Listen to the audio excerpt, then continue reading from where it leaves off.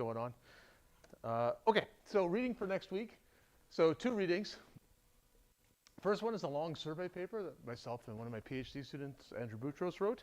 So you're going to read the first half of it, basically, which covers up to the end of programmable I/O. So it's programmable kind of FPGA overview, how logic blocks work, how routing works, and how programmable I/O works. And then we'll cover the remaining part of the paper, the second half, later in the course. Okay, so if you read probably one paper, well, you should read more than that, but this paper would be the one that I'd probably recommend as like a survey that kind of puts together what's in this course, okay? So this would be a very good reading to do because it does cover a lot of what we're talking about in the course. The other paper that you could read this week is a paper on the design of low-level FPGA circuitry. Now we'll do some of that next week, but also useful to read. But if you're going to pick one, pick this one because it puts a lot of stuff together. All right? Okay, where are we in the course concept map? We're kind of switching gears now. So for the first part of the course, first 5 lectures, we kind of talked about the basics of FPGAs, and then computation models, ways to organize your thoughts, some applications of FPGAs, strengths and weaknesses versus other devices.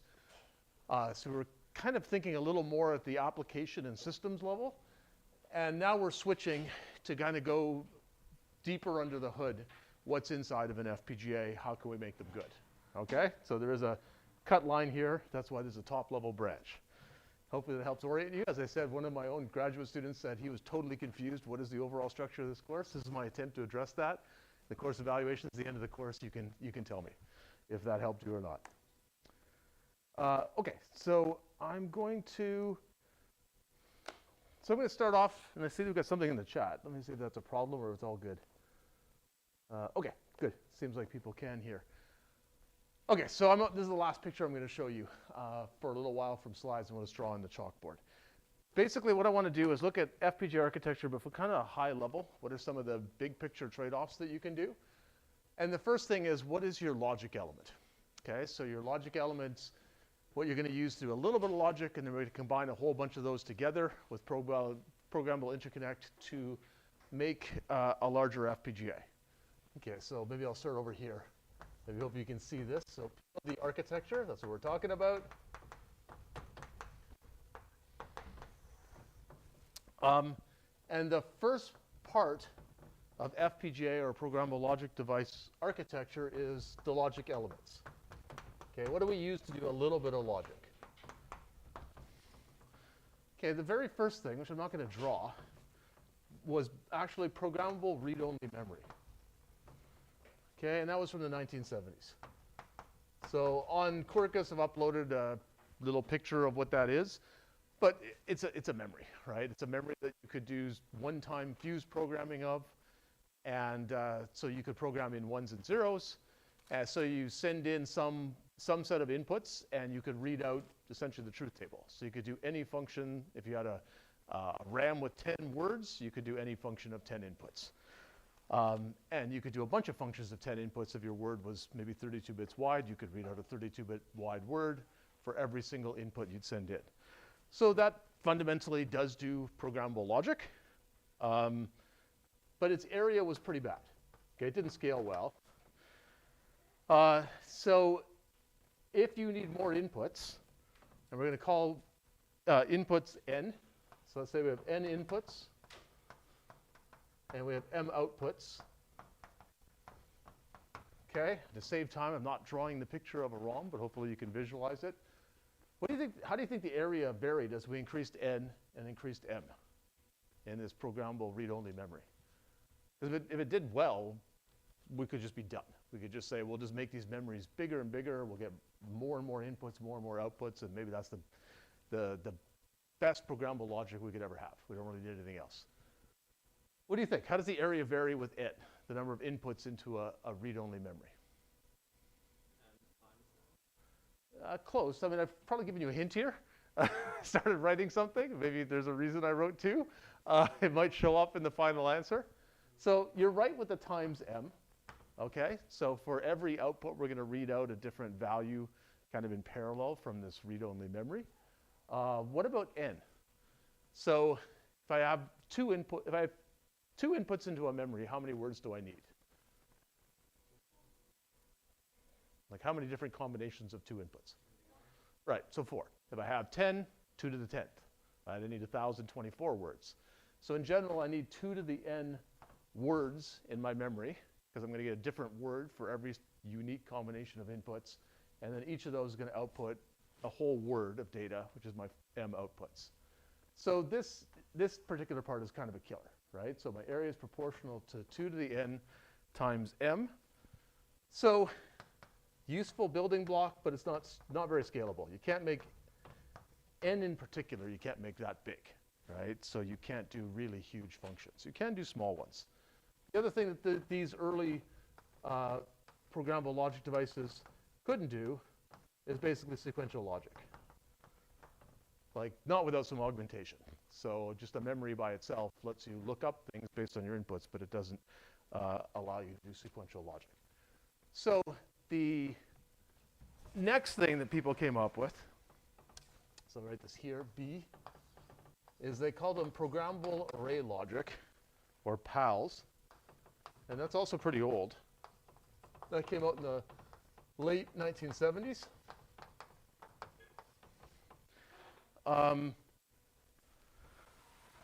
Okay, and this one, I basically have a picture of it here.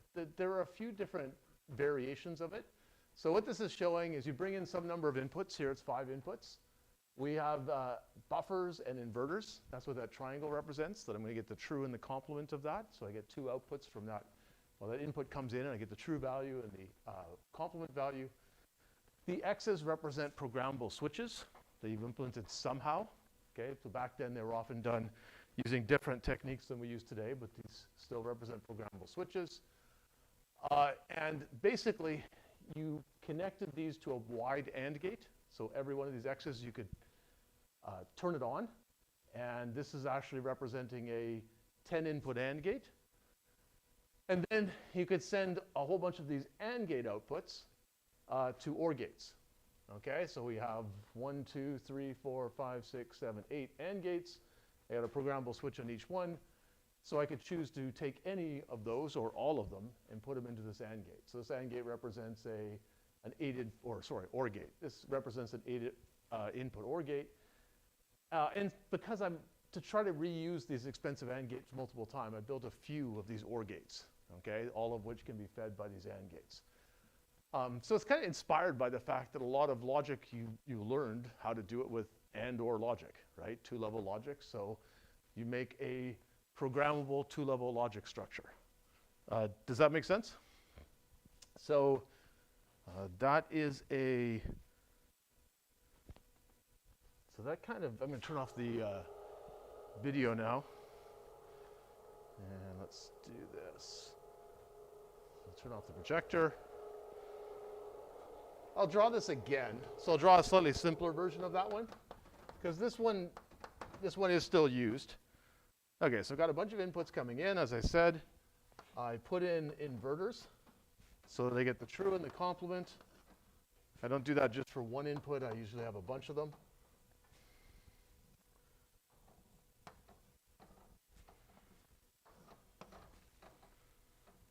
Okay, go across here. Okay, and I'm going to take those into an AND gate. And I'm kind of using a shorthand. This is the way these are often drawn.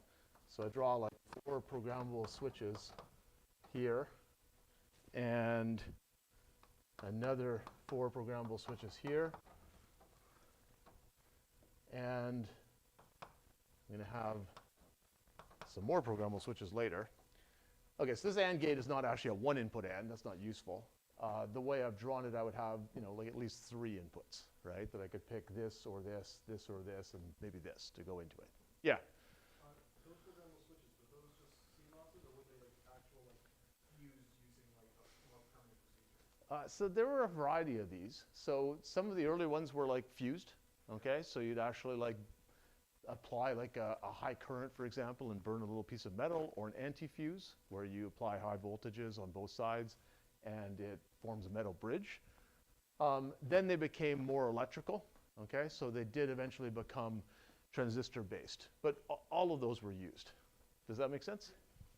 Okay, so anyway, we get this AND gate, and it goes into an OR gate, as I showed you before. Okay, and this structure so far can't do sequential logic, but I can easily add the ability to do sequential logic. Standard thing people do in FPGAs. What do you do to put sequential logic in? What do you think? You put a register? Okay, so here's the D register. Here's my Q. Okay, right now, this now has to be registered. That might be a bit inconvenient. So I want to make it optional. So the standard thing you do is you put in some kind of control. So it could be SRAM, could be an anti-fuse that we use to control this. So I can choose to bypass the register or use it. And I got an output. And often what was done here is you'd actually feed this back. That's where those other X's came from. So you had the ability to go through an AND, a bunch of AND gates, group them with OR gates. You could skip this register and go back in to this array to do some more logic. Okay, so it could do more than 2 levels of logic by using this feedback. Okay, and you'd repeat this a bunch of times. So you usually wouldn't have just one output. You'd repeat this structure multiple times to get a bunch of outputs. But it's basically, what I've drawn here is slightly different than what I showed on the screen, but they're the same idea, right? You're building programmable and or planes. You choose how many inputs you want for these AND gates, how many inputs you want for these OR gates. You choose how many inputs and outputs for the whole block. So you got a bunch of things to choose. The area of this might not be obvious, but it actually scales better than that programmable read-only memory. The area is actually proportional to the number of inputs, because I get more and more switches, I get more inputs, and all of these AND gates get bigger, times the number of outputs, because I basically repeat that structure for every single output. So it's areas inputs times outputs.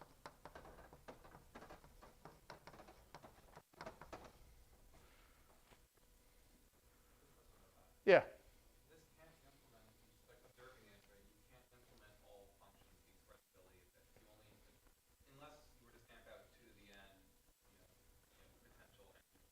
Yeah, this can't do all potential functions. You're right. I mean, with enough of them, you can. Like if I feed this back and I have more outputs, and I may have some other ones I can hook up, you can do everything with and or maybe I need to put a NAND gate in here, right? So maybe I should turn one of these to a NAND gate. But I believe you can do everything with just and or logic. So with enough levels of it. But you can't do it in one level. Does that make sense?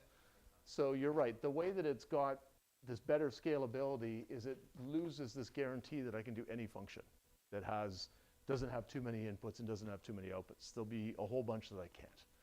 I could synthesize them, though, by doing more levels of and or.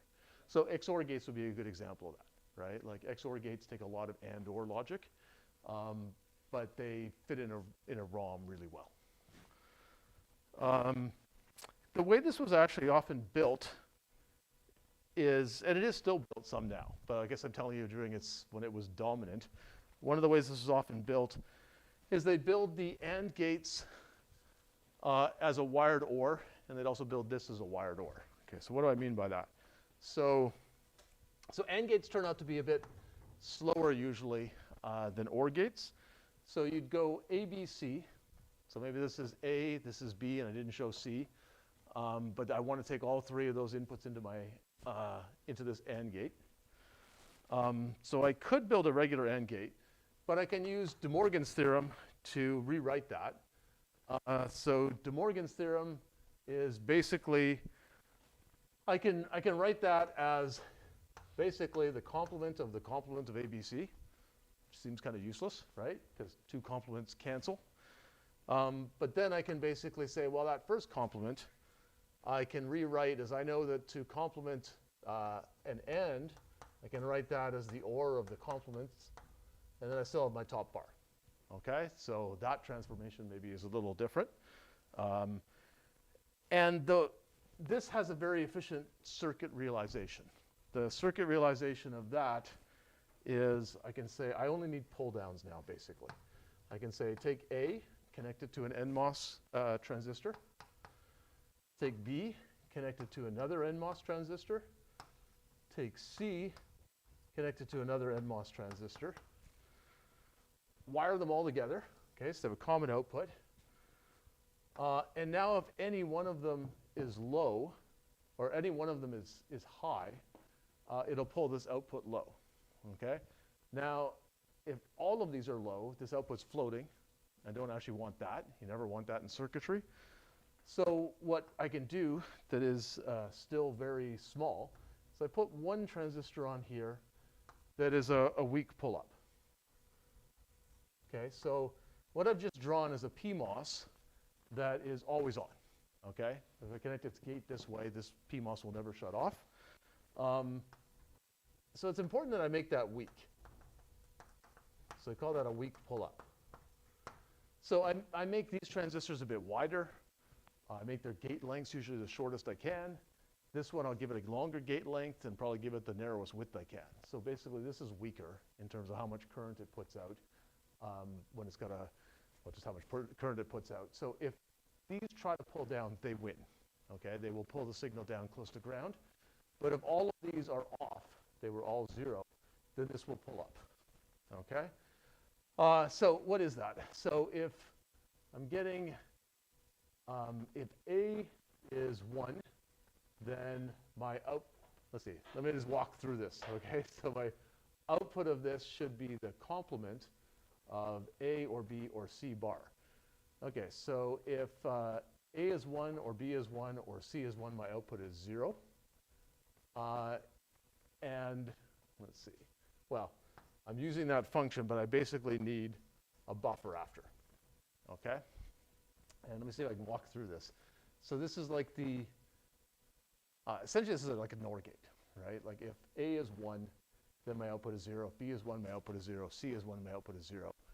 And only if all 3 of them are 1 do I get output that is 1, okay? Which is, yeah, only if all 3 of them are 0 do I get an output as 1, okay? So I basically built a NOR gate. And, but from this theorem, I can basically rewrite my logic that I can make AND gates out of that NOR gate by just choosing to complement my inputs and sometimes complement my output. Does that make sense? Okay, so this turns out to be a very efficient structure, especially if I have wide OR gates, okay, or equivalently wide AND gates, because again, I can rewrite it so that I can make my AND gates out of these NOR gates. And if I don't want it to be an OR gate, I can just put an inverter there, and now it turns into an OR gate. So I need this inverter because I also want this signal is going to be pretty weak, right? I've got this weak pull-up's pretty weak, so my 1 is not very strong. These transistors are making pretty small, so my 0s are not very strong. So I want to isolate them from any downstream load. It's pretty efficient for, wide AND gates, or, well, what I really make is wide OR gates. But because I only add 1 transistor for every additional input, which I can't really do better than that. So what's the downfall of this structure, though? So there is a strength of this structure is it's very area efficient, right? I get 1 more input to my OR gate or per transistor, but there's a weakness to it. What do you think? Yeah, so my big weakness is there's static power when I basically, let's say this is a 1. This is a 1, this is on, so it's discharging current. And this is actually also on, so it's feeding current into it. This is stronger, so it'll pull the output down to near ground. This will restore that to basically a logic 1. So it works, but it does have a static power path. And that historically wasn't as big a deal when you didn't have that many transistors, but it is a really big deal now. So you basically don't want to design any circuits when you have chips that have billions of transistors where you have static power paths like this, like where they just burn power in the steady state. And it's not leakage power, like it's worse. This is actually like this transistor and this transistor are both on. So this is dissipating static power that is much worse than leakage. So you don't really want to build things this way anymore, right? This is a very logic efficient structure. Now you can still build these AND gates other ways, but not being able to build them this way cost them some of their efficiency. And when they were first deployed, power was less important than area, so it's a good trade-off. Now power is more important than area, so it's not a good trade-off. Yeah? So why not just use pull-up A, B, and C as pull-ups? You could use that, but if you actually built this, let's build this as full CMOS. For full CMOS, I put 3 transistors in series. That's slow. Okay, so 3 transistors in series, you can think of them to first order transistors behave like resistors. Okay, they're nonlinear resistors, but you can actually gain a lot of insight that is to first order correct by just treating your transistors as resistors. And they're discharging capacitances, and the time to discharge a capacitance is RC. If I put 3 transistors in series, that's basically 3R. 3R times whatever the total capacitance on this node is. And there can be a fair amount because this wire gets a bit big and it's got a lot of transistors hanging off of it. So it's a lot slower. It did cost me more transistors, but more importantly, it got slow. At 3 inputs, it's not too bad, but people often like to make these look with quite a few more inputs than that. Like, 12 and 15 was nice. You could actually make fairly wide AND gates, or OR gates is what we were really building. If you start trying to do things like that and you have a cascade of 12 transistors, it's really slow. Does that make sense? So I guess the circuit implementation of this, there's still used some, but the circuit implementation of this has gotten less favorable to it. And that means you don't build really big AND gates anymore. Okay. Okay, so that was the first 2 logic elements. Third one, lookup table. Okay, so, and you've already spoiled the surprise if you know this is like dominant. This was actually invented in 1984, a programmable lookup table. Who do you think invented this? Yeah, go ahead. You have a question or you don't? No, I have a question actually. Okay. You can't have a question. You're not in this course. You're the videographer. Okay, no, I'm just bugging you. What's your question? I mean, for that circuit, the falling time is actually shorter than the rising time. Is that correct? That's true. Yeah. So the The problem for the circuit, not symmetry for the rising time and falling time. it's nice to have close to symmetric, but you don't have to have that. Your timing analyzer can handle it. But you're right. It basically, your circuit speed is limited by the worst of the 2. What you would do in that kind of situation, it's not as bad as you'd think. Like you'd have to design that in your circuit to not make the pull-up too weak, or you're right, your rise time gets too slow. If you look at actually Cordis's timing analyzer, and you look at the timing report in detail, you notice that it tells you whether it's rising or falling or so on. So what timing analyzers generally do is they'll actually propagate the rising and falling edge through your circuit. So they don't actually take the delay of the rise and the fall of every single resource and just add them all together. They basically say, if this was rising, I would get a rising edge at this time. Now let's see what the next gate would do. And maybe it would also produce a rising at this other time. So that helps you some because it means if you can design your logic so you had a rising edge on one level would mean a falling edge on the next. So you had an inversion that you put in your logic in between. Then you'll get 1 rise plus 1 fall, and then 1 rise plus 1 fall. So it's not such a big deal that they're not the same. On the other hand, there is logic like XOR gates where you can't guarantee that. Like a rising edge coming out of going into an XOR gate could produce a falling or a rising output. And then your timing analyzer does have to worst case it right there. It can't sort of propagate both edges through and at the very end say which one is worse. That might be a more detailed answer than you wanted. So it is undesirable generally to have very different rise and fall. So when you optimize circuitry in an FPGA, you optimize mostly for the worst case of the rise and fall, but also some for their average. The reason you do it some for the average is because the timing analyzer sometimes can essentially get the average. If it can guarantee a rise here will lead to a fall there, then it can say, I know I can kind of just sum those 2. I don't have to take the worst case of rise fall here plus the worst case of rise fall there. Does that answer your question? Okay, so lookup table, 1984. Who do you think invented this? Yeah, go ahead. I'm guessing Bell Labs. Not a bad guess, actually. Bell Labs invented lots of stuff, especially back then. Not Bell Labs, but good guess. Is it the author of 1984? What's his name? George Orwell?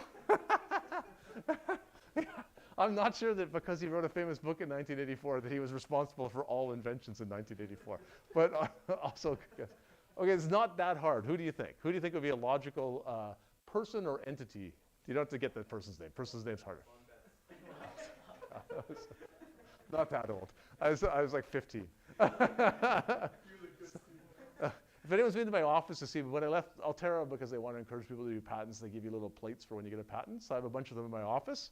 Remember one time I had a couple of summer students in my office, and they're looking at these patent plates. And oh, that's cool. They think these patents are interesting. And they go, huh, look at the date on this. I wasn't even born. And I was like, what? That's not what I want to hear. You kind of want to hear how this is like a cool idea. So, okay, so no, it was not me. So let's go over company or entity. Not Bell Labs, not George Orwell, not me. What do you think? What's that? Altera? No, it wasn't Altera actually, but close. Okay, so if it wasn't Altera, who do you think it was? IBM? Not IBM? Yeah, this was Xilinx. Okay, so now part of AMD. It's actually called the Freeman patent. So it was one of the, I think Freeman was one of the founders of Xilinx, so he has this patent. I know this patent because it was a super hard patent to design around for anybody who was a competitor of Xilinx. So this is actually, there are lots of patents that are, worth something. This one was worth an awful lot because they actually got a really fundamental patent. So if you ever get an idea that's super fundamental like this, it can be very valuable. Everybody in the FPGA industry is like, they want to use a lookup table, but they have to design around the lookup table. They have to argue it's not really a lookup table, right? Now, the patent has now expired, like you only get 20 years of protection. So now you can design a lookup table. But Freeman was a smart guy, made Xilinx a lot of money with that patent. Okay, so the way it works, we already saw this, but let's draw it out. So a lookup table, I'm going to do a little one, just 2 inputs. So it's a bunch of SRAM cells, okay? And I take every SRAM cell, and I hook it into one of the data inputs of a MUX. And so this would be the 0, 0 input. This would be the 1, 1 input. I again want to have sequential logic. This basically my inputs come in here. The select of this MUX. So I put my inputs in there. In this case, I have 2 of them. This is an SRAM.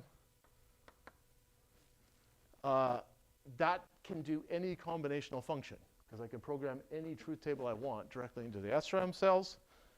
Can't do combinational sequential logic, so I put in a flip-flop, my standard deal.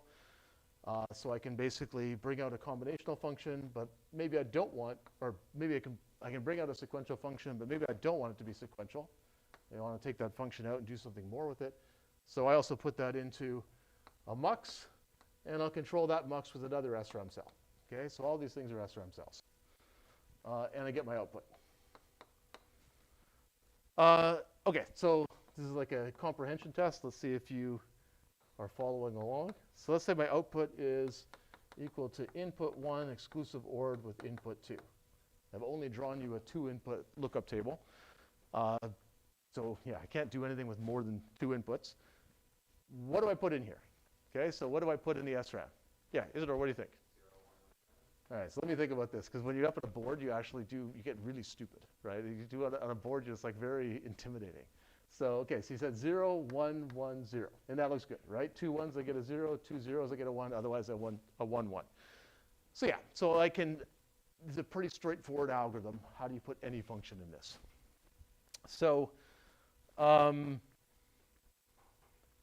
so strength of this is that it basically, so a positive of it, is it basically implements any k input function.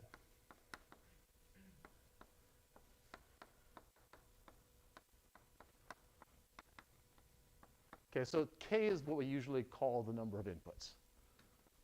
Okay, that's just kind of what the FPGA literature uses as the variable. So that's the positive. How fast does this grow in area as we increase k? Like, what's the functional form of it?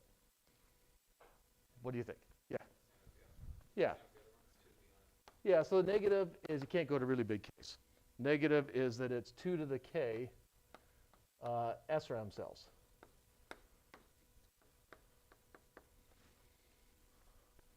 Okay, and that means that its area, turns out if you look inside the mux, it will also have 2 to the K paths through it. So when you build this, it also will be 2 to the K. But basically, your area is going to be proportional to 2 to the K. But this is the dominant logic cell that is used in most FPGAs. But you can't make K too big. So clearly, 1 is not a good idea, because all you can do is invert or not invert. So 2 is kind of your minimum useful value. We're going to see in some studies that 2 is not a great value either, because you just can't do that much. But clearly, if we drive K to really high values, it's also going to blow up on us.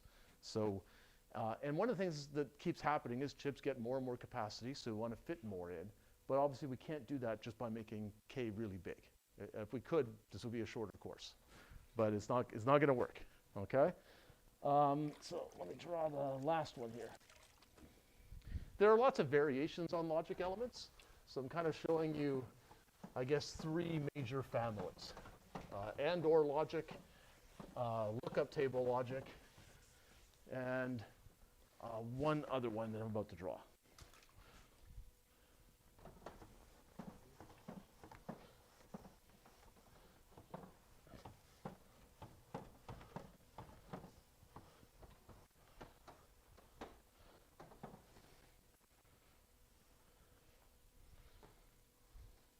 Okay, so the kind of last major family that's used is called mux-based.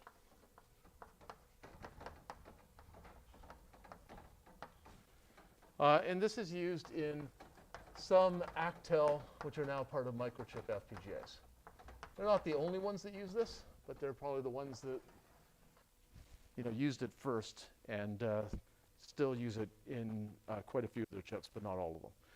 Okay, so it's kind of related to a lookup table, but instead of saying let's connect the data inputs, the lookup table to just SRAM, why don't we just connect them to signals that we could connect to other things, which could include power and ground, right? So that would allow us to do everything a LUT can do, but also more stuff. So let me show you what that means. So you basically, I'm going to draw the inside of this 4-to-1 mux. The way you really build a 4-to-1 mux is, well, a common way to build it is actually a cascade of smaller muxes. So that's the way I'm going to draw it.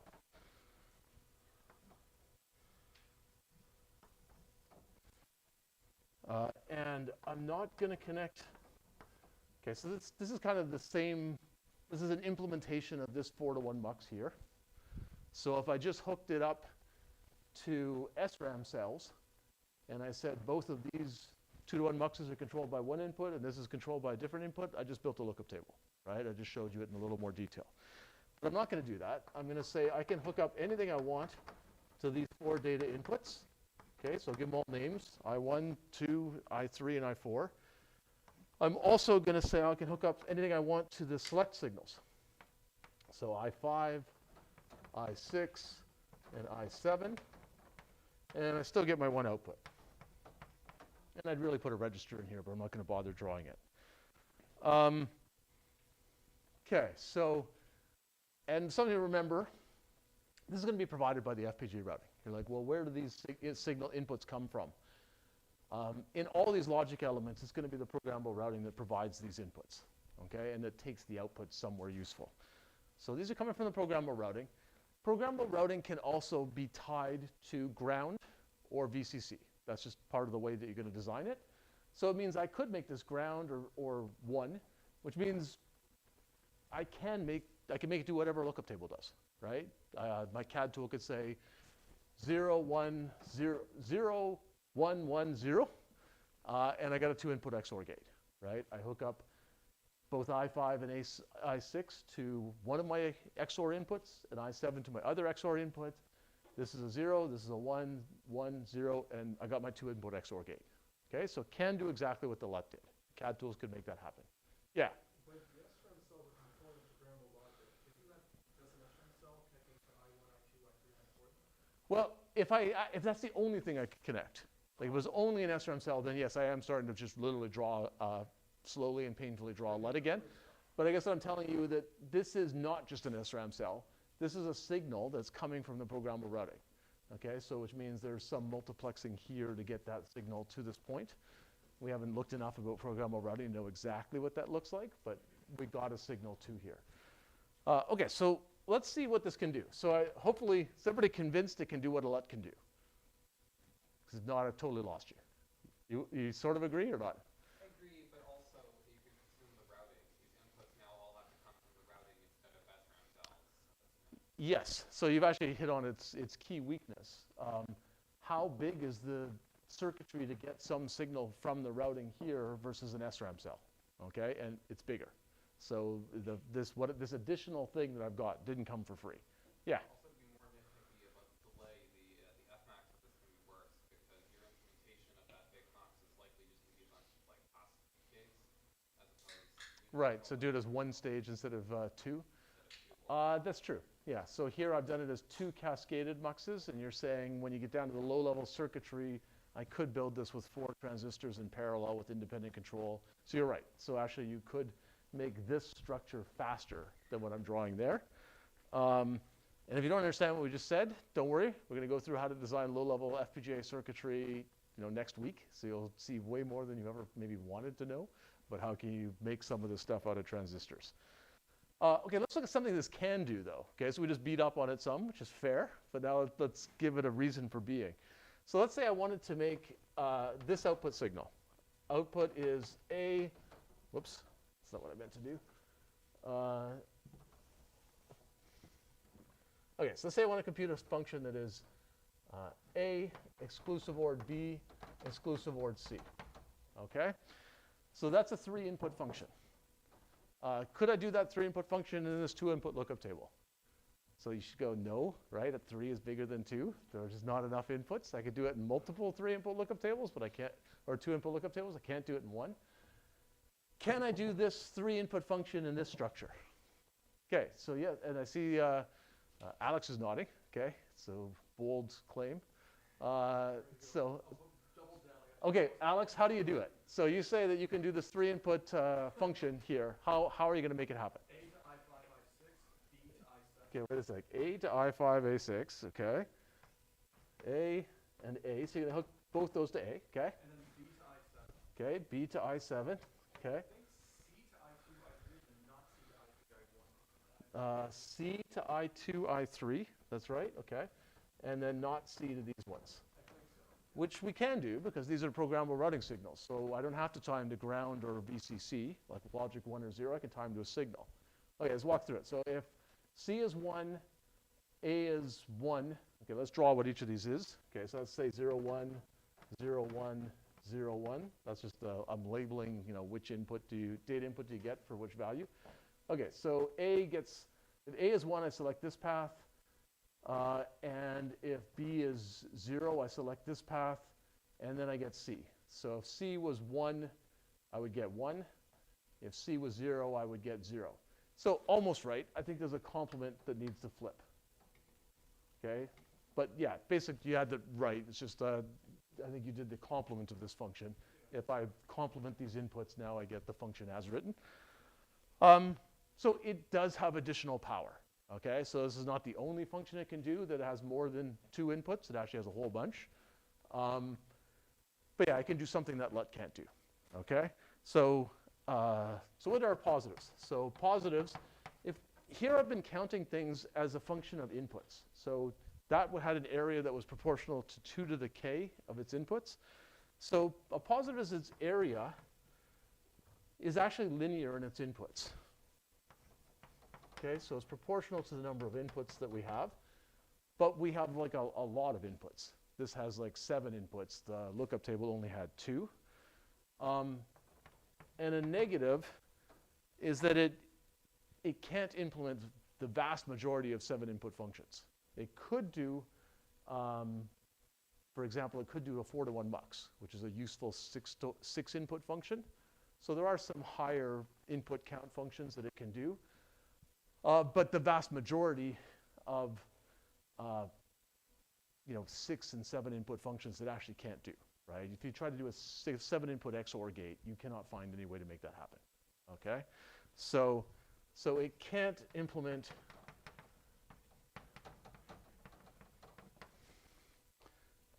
most of the functions where basically you have a number of variables in the function equal to this number of inputs.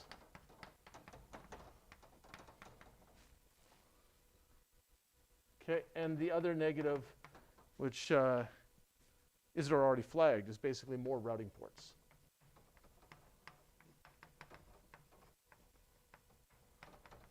So if we just looked at the circuitry here, this might look like a pretty good choice. It can do everything a LUT can do, and it can do some more stuff. And it doesn't look like we built much more. It's pretty similar, this mux tree, to what we build in a lookup table. So it seems like why wouldn't you build that? This is the key reason why most FPGA manufacturers choose not to. Because these routing ports, the connections to the programmable routing that bring all these inputs in, are expensive. Okay, and we'll do a first order analysis of that next week. But yeah, it means that it is costly to bring in all these extra inputs. And because most of the time, if we bring all these independent inputs in, we can't make the function with 7 inputs work.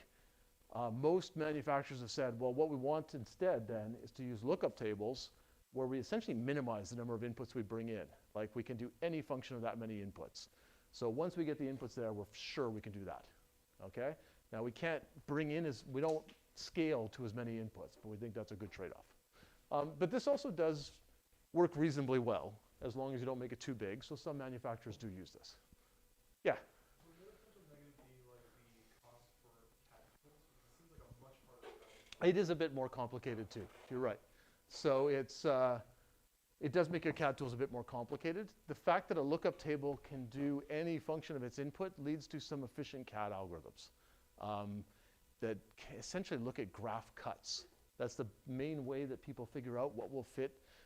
Like nobody takes like a 1 million logic cell FPGA and starts writing truth tables, right? You would, well, I mean, that's lab 3, but that's if I wanted ever to drop the course because I was just really, really tired.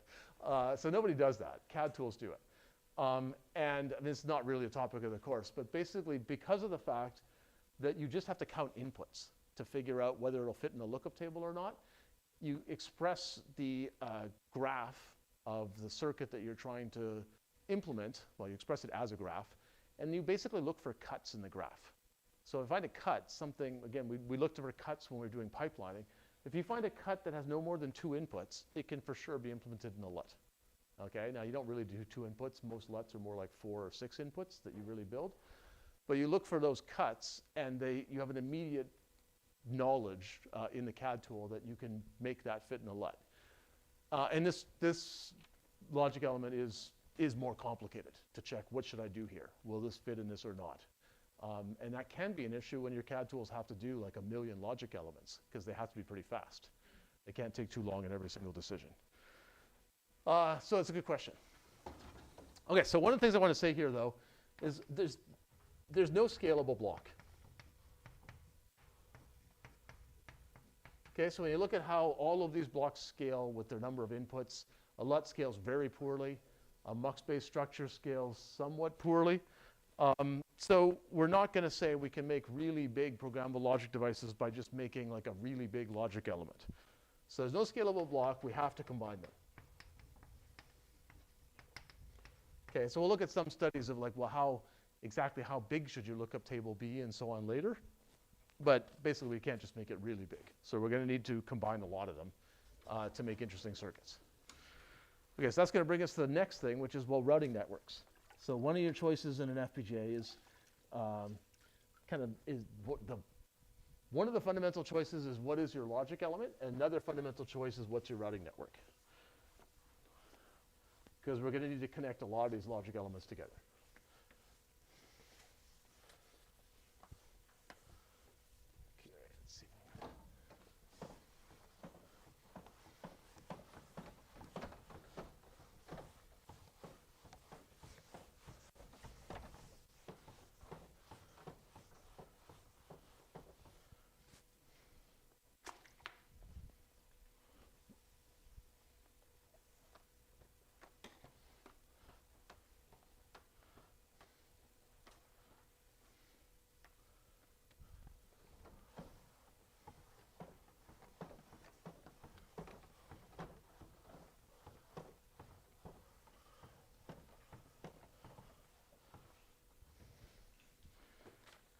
Okay, so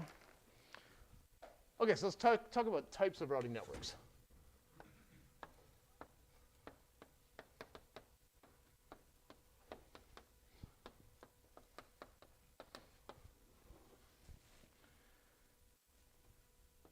Okay, so the first big classification of routing networks is hierarchical.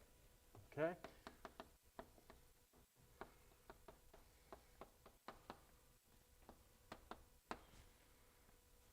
Okay, so there's one class of FPGAs called hierarchical FPGAs. And let me give you an example of one that is from Altera, and it's sold. I think when I was at Altera, they passed their 50 millionth unit that they'd sold, and by now it'll be a lot more than that. So a very popular FPGA called the Max 7K. Okay, but smaller, and you guys probably haven't used it. Okay, so what is the Max 7K? So Max 7K is basically that and/or logic that I showed. So a bunch of AND gates feeding a bunch of OR gates with programmable switches in between. So basically programmable array logic, these and/or planes. As I just showed, if you start making the number of inputs and outputs really big, the area grows essentially as the square, right? Number of inputs times number of outputs. So if you want to make these higher capacity, it starts getting inefficient if you just try to keep increasing the number of inputs and outputs to one of these and/or arrays. So what the Max 7K did is it basically said, well, let's make 4 of them, okay?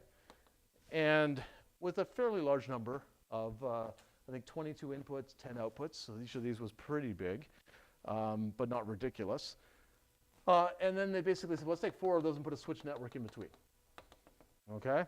So switch network in between means some of the signals from this go out to the routing, and some signals come in from the routing.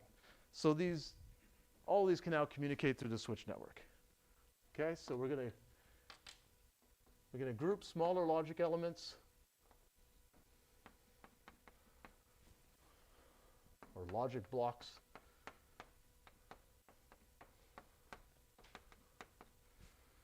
with the switch network.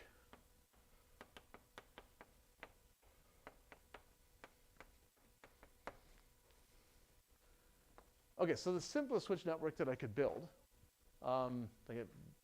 there's some nice properties, is a full crossbar. So a full crossbar means every signal that I send into this switch network can connect to every output of the switch network. Okay, so there's no connectivity restriction at all. Okay, so full crossbar.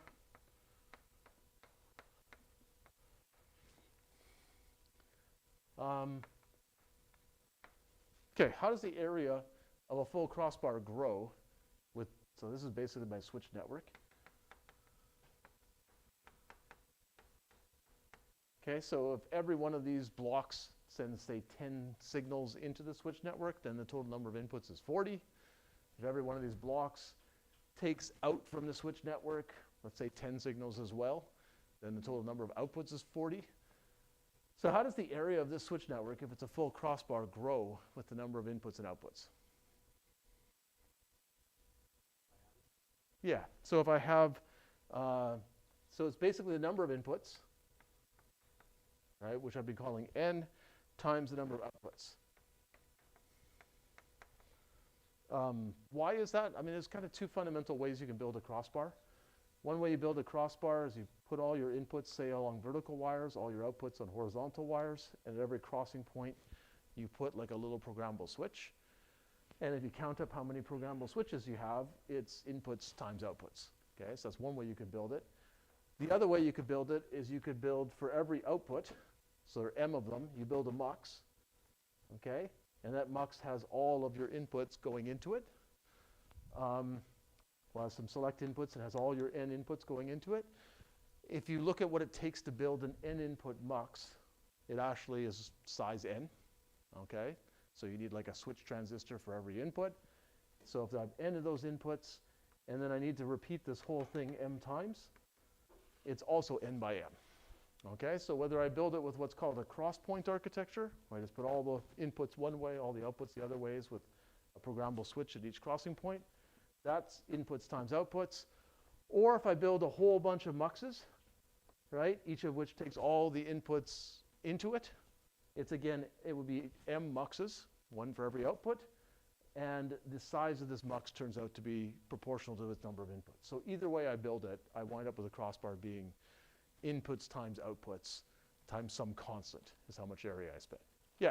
Given that the muxes are typically implemented again as the array of hot transistors, don't these two cases degenerate into the same way? They're similar. I guess the way you wire them up might look a bit different, but you're right. And it depends if you could put internal buffering and stuff inside the mux. So in practice, if the crossbar is big, this may actually give you more scalability because you don't wind up with long wires with no buffering.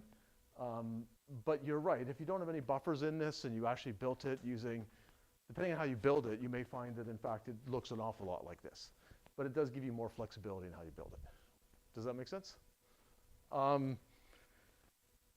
Okay, so this still kind of looks bad, right? So my whole point was to try to, these and/or gates were basically scaling as inputs times outputs. And I said that wasn't great, right? This kind of quadratic growth as I made things bigger. If I use a full crossbar, it's still growing as inputs times outputs. So it seems like, well, maybe it's not much better. We do use full crossbars inside in some parts of FPGA routing, but you can't let the inputs and outputs get too big. They can be efficient as long as the inputs and outputs are limited. If you want to go to a larger number of inputs and outputs, basically what you have to do is do something more complicated. So if you make some complicated multi-stage network, and this is now, I'm just going to assert this, and you'll see it as we go through some of the ways people do this. You can make the area proportional to the inputs plus the outputs. Okay? So I haven't shown you how to do that, but basically a crossbar does kind of all your switching in one step with no possibility of blocking, et cetera. It has a lot of nice properties, but it grows really fast. It's kind of excessively flexible when you have a lot of inputs and outputs. So what we're going to need to do to go to big chips is we need to make more complicated multi-stage networks, and those can grow as inputs plus outputs times some constant. Does that make sense? Okay, so how does this relate to hierarchical FPGAs? It's basically what pushed the fact that we can't just build a big crossbar connecting a bunch of smaller logic elements is why we have to go into these more complicated routing architectures. The routing architecture won't scale otherwise. Okay, so let me look at how we might build this multi-level. Is everybody with me so far? Okay, I see some nodding heads. That's good. Yeah? So Max 7K hierarchical or non-hierarchical? It's hierarchical, but with just one level of hierarchy in a sense, or two levels, depending on how you count. First level of hierarchy is basically these and/or gates that are in like a kind of this big logic element. And then the second level of hierarchy was the switch network that allowed you to connect them together. So it did have, two levels of hierarchy essentially. And it was fine. Yeah, for it, if you only had 4 of these, maybe a full crossbar would be okay. But basically if you say, well, now I want 16, now I want 64 and so on, this is going to run out of gas, okay? You're going to have to do something a bit better than that. So what hierarchical FPGAs do is they say, okay, we're going to build this up a bit at a time. So we're first going to build a logic block.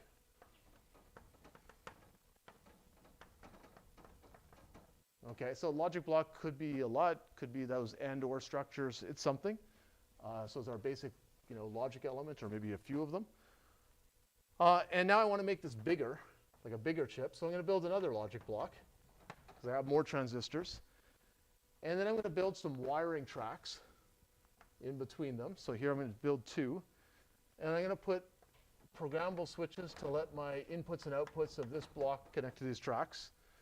And I'm going to let my inputs and outputs of this block connect to these tracks. So yeah, I put down some prefabricated routing, some switches, and now these 2 things can talk to each other. Okay, as long as they don't need to move more than 2 signals between each other, because I only built 2 routing tracks. But now I want to make this bigger, so I basically am going to build more logic blocks. So I build 2 more logic blocks down here. I repeat this structure. These 2 logic blocks might want to talk to each other. So I'm going to put down 2 routing tracks again, put down programmable switches.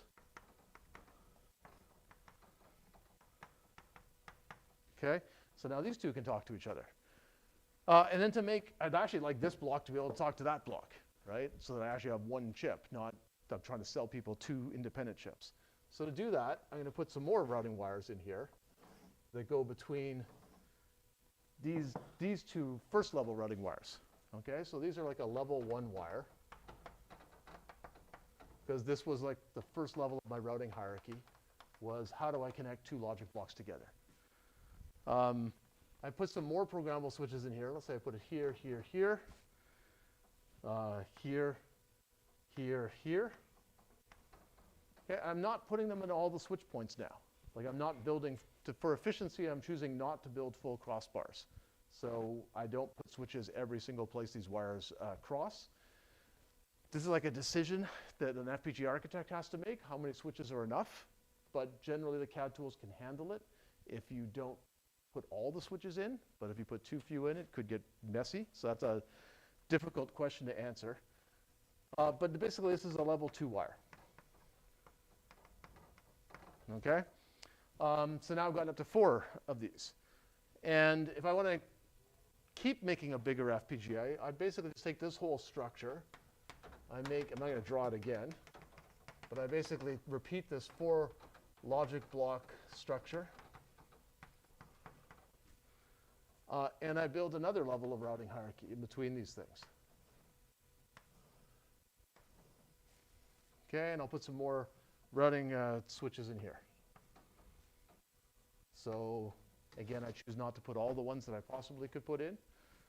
Okay, so does that make sense? So my chip was bigger. I'd replicate this whole structure again and make another level in the routing hierarchy. So just keep repeating, and I can make a bigger and bigger chip. So this is used in a bunch of things. I'll show you a picture of an academic FPGA called High-Speed Reconfigurable Array, which was created by Andrew DeHaan, one of the writers of the, well, actually the writer of the chapter that you read on compute models. It's also used a variation on this. It wasn't as strict a hierarchy, but a variation of this was used in a lot of early Altera FPGAs. So Altera Apex, Flex 10K. Okay, so these are no longer Altera state-of-the-art chips. There's an embedded FPGA company called Flex Logic. Okay, so embedded FPGA means, Altera, which is now part of Intel, will sell you FPGAs in a packaged chip. Flex Logic will sell you an IP core that you can put in your SoC. Okay, so they're not selling you a chip, they're selling you an IP core that's, I want to have an FPGA inside my ASIC or my SoC. And they use a hierarchical structure. So basically, these ones are a bit older. This one is recent. What do you think that, yeah? Wouldn't this necessitate that if you're, as your logic grows, you're basically forced to go to higher hierarchies because you're over boundaries, and as soon as you do that, your critical path will eventually just become, the hierarchies that are, you could go all the way up to top hierarchy and come back down? Yes, the force is strong in you. So you're 2 steps ahead. So now I'm going to go through the positives and negatives. And one of the negatives, so I think I'm going to go through positives first, but you're right. One of the negatives and one of the reasons that you see this is in older Altera FPGAs, but not in the most recent Intel ones, is it doesn't scale as well for delay.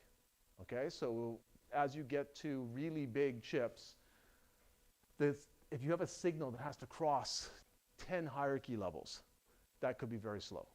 Okay, so that is a problem with this architecture. Now, it does work pretty well as long as the chip doesn't get too big, which is why Flex Logic, which is making embedded FPGAs that are a part of your chips, they're not as big, is using a hierarchical structure. So it kind of hasn't gone away, but using this to scale to a really big chip does have problems with delay. So I wouldn't recommend that. And I'll show that, I guess, in a bit more detail in a minute. But let's talk about positives. So one positive that you probably won't think of, and one of the reasons that this was used for not the earliest FPGAs, but for a lot of FPGAs, it's not state-of-the-art now, but for many years is that it helps the CAD tools. So a positive is that we can basically choose where to put our logic blocks with a partitioner. So we can place our logic cells or logic blocks with a partitioner.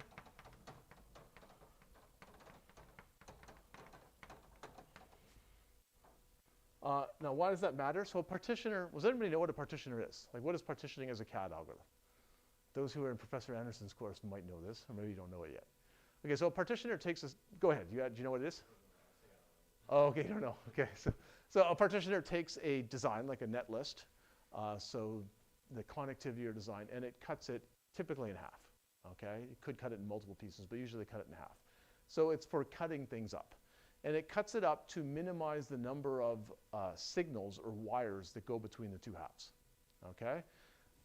If I keep cutting up a circuit, if I cut a circuit in half, I could say, okay, left half goes here, right half goes there. If I cut each half in half, I can say, okay, top quadrant, bottom quadrant. Cut again, this block, that block. Okay, so recursive partitioning, what the partitioner is trying to do is minimize the number of wires going between the two things that it just made. And that actually exactly matches trying to minimize the number of wires I need to put at every hierarchy level in this architecture. And partitioners are basically a well understood CAD problem. Okay, so there are good partitioners available. They're fast, they work well. So, so basically, when you designed your architecture this way, you had good and fast CAD tools. They had to modify some, but you could build on them. And basically, once you chose, how to partition the design, you basically knew where to place your logic blocks, and you knew at least the majority of how you routed it, right? You had to follow the hierarchy. Like, you didn't really have any other choices. You could decide which wire to use at each level of the hierarchy, but you had to follow that hierarchy. So that helped you with the CAD tools.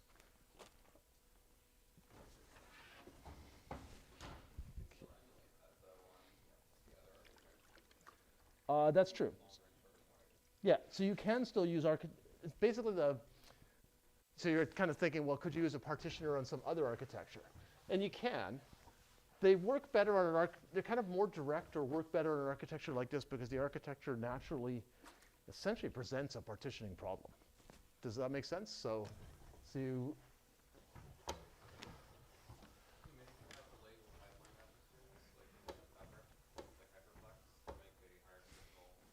yeah. Yeah, so I guess you're saying, well, if I had to cross many levels of hierarchy, wouldn't that get slow? Could I pipeline it? Yeah. And that's actually exactly what this academic architecture does. It says if I scale to big sizes, I'm going to cross many hierarchy levels. What if I put pipeline registers in here? So that is a way to mitigate the cost. It does mean that if you're going to go a long distance, like cross many hierarchy levels, you need to pipeline a lot. So it does put a constraint on the designer because it might be hard. Maybe the designer didn't pipeline that much. Maybe there are challenges in pipelining that much. So it could make it hard. But that's exactly what HSRA does, is it says we'll pair this with a lot of registers because we know that we could get high interconnect delays. Okay, so what's the other positive of this? And this is kind of like also the philosophy of where this came from. So it matches the hierarchical nature of designs.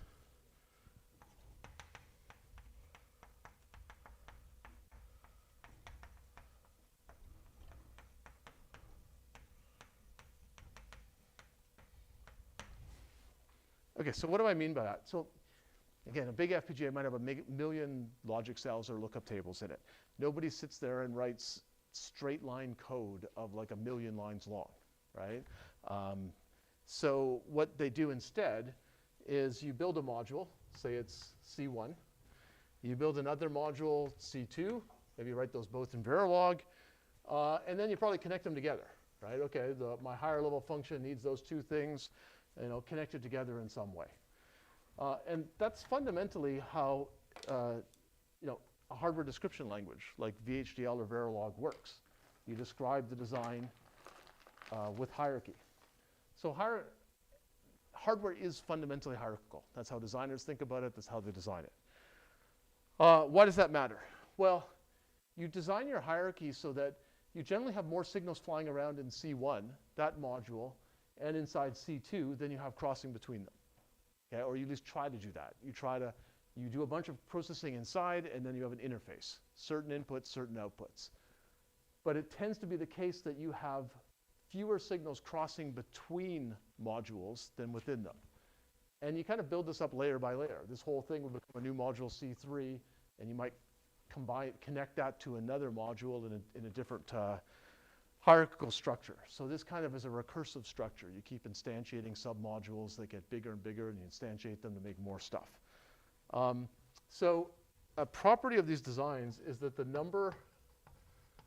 essentially the number of wires that go between some modules tends to be less than the number of wires inside them, okay?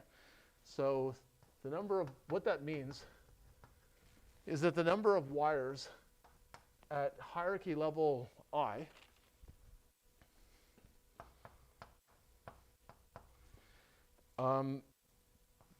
is generally less than the sum of all the wires at the previous level.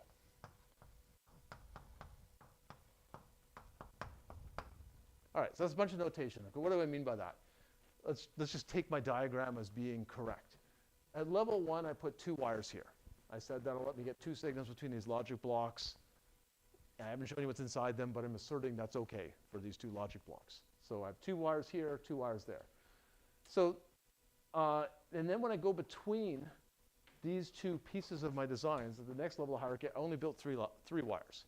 So I could actually have 4 signals going between these logic blocks, 2 here and 2 here, but only 3 of them can basically go across, from this part of the hierarchy to that part. Okay, then I'll have 3 of these wires here, and over here on this other side, I'll also have 3 of these wires, but I only drew 4 in between. Okay, so at every level of the hierarchy, I can't take all of these 3 signals here and 3 signals here and send them back and forth, right? To do that, I have to build 6 wires here, but I didn't. I only built 4. Okay? Now, I haven't proven that that was a good idea. Maybe this was a really stupid thing to do. If designs always needed all of these signals, then I just made a chip that's going to be really hard to use. But this does tend to happen. Okay? It's a function of this hierarchical design style that people use in hardware, that you can build a chip where the total number of wires at an upper hierarchy level is less than the number of wires at an upper hierarchy level is less than the total at the level below it. You basically are forcing some signals have to be more local, right? Like they can connect these 2 logic blocks, or they can connect these 2 logic blocks. They don't have as much connectivity between the pairs. Okay, so that's good because it helps scalability. These, as I had more and more hierarchy levels, essentially all these wires at the higher hierarchy levels are kind of overhead, right? They're making my design more inefficient. These also tend to be long, so they're actually more expensive still than the small ones. So I'd really rather not have too many of these wires, especially at the upper hierarchy levels. So this helps scalability. And scalability matters because these chips are always getting bigger, right? New processor technology comes out, you can fit more in. You want your architecture to be efficient. You guys with me so far? Okay, so there's a rule that you'll see a bunch in both the FPGA literature and the CAD literature called Rent's rule that tries to quantify this notion of what's often called locality. The fact that there are more connections in sort of within a module than between modules. So Rent's rule, it's something that IBM observed years ago when they were making circuit boards, and it's turned out to be true for all sorts of electronic designs. So people now mostly use it within chips. It's not like a law of nature. It's something that, I haven't looked it up, but I'm guessing it's someone named Rent who just observed this, and it turns out to be true across a lot of electronics. Okay, it's a pretty simple law. What it is, or rule, it's basically T, which is the number of terminals. Okay, so the number of things going in or out of some block of hardware, number of inputs plus outputs, is equal to some constant times the amount of logic, okay, in the way that he originally phrased it as gates, but it works fine, whether it's gates or logic elements or logic blocks or whatever. Just this is how much logic.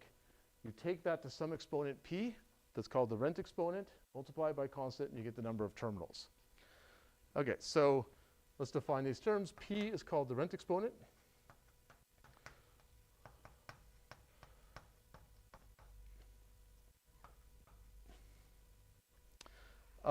And T is the number of terminals. So number of inputs plus number of outputs.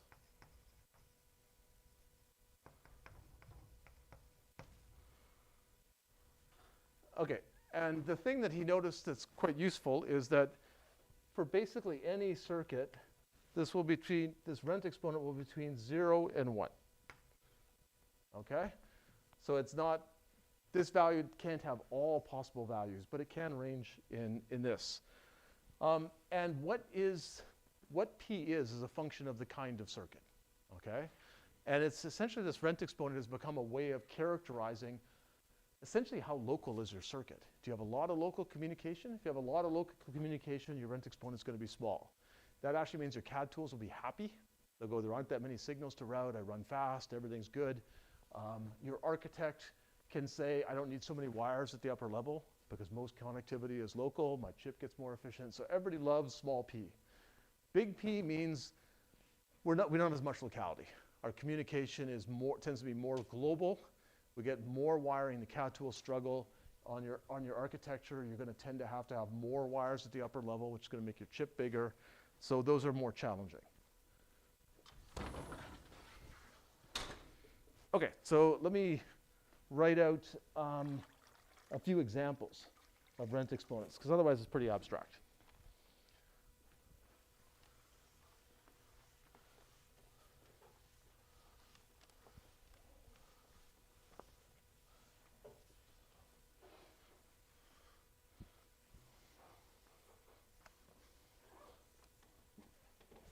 Okay, so here's your challenge while I'm drawing the blackboard. Think of a really good locality circuit, like a type of circuit where P is going to be 0, okay, which is like the best locality you can get. The fewest signals going between modules, even as the modules get really big.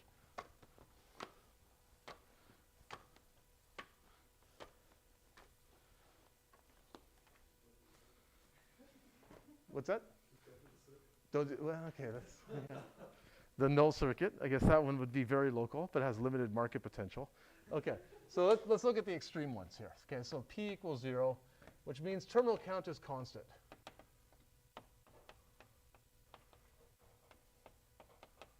Okay, what do I mean by terminal count is constant? Well, I'm looking at this circuit, and whether I look at a little piece of it, that has like 2 logic elements, or I look at a bigger piece that has 100 logic elements, or I look at a piece that has 1,000 logic elements, I draw a box around any of those things.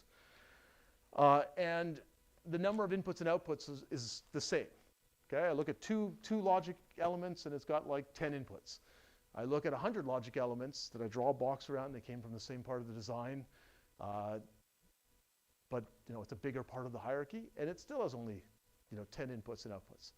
I look at 1,000 logic elements, still only 10 inputs and outputs. That's what rent exponent of 0 means. It's really easy for your CAD tools because there just aren't that many signals to route across these upper levels of the hierarchy. Question is, well, what would lead to that? Right? It's kind of a best case scenario for locality, but are there any circuits that lead to that? Like beyond the null circuit if I didn't do it. Yeah.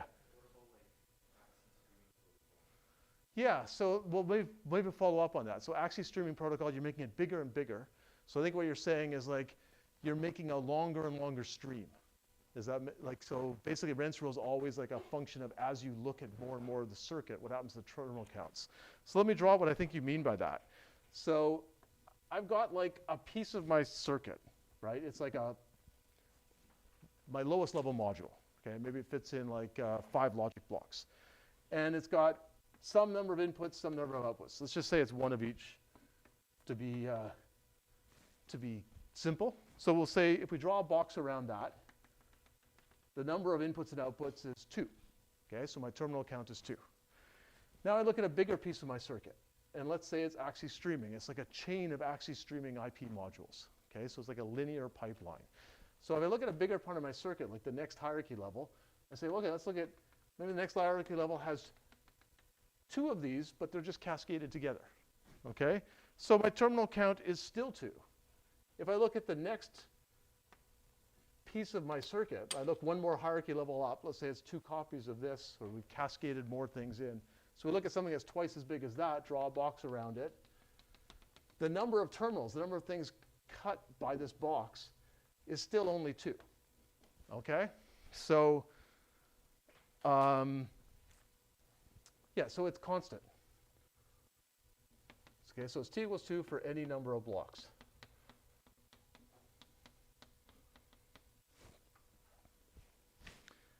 And yeah, it matches basically like a linear pipeline.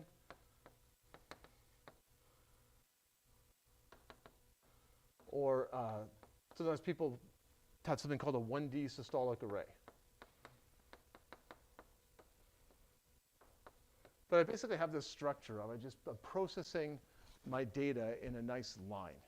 Okay, so I never get more terminals even as I add more and more processing. Does that make sense to everybody?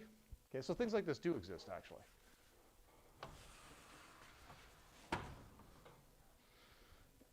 Okay.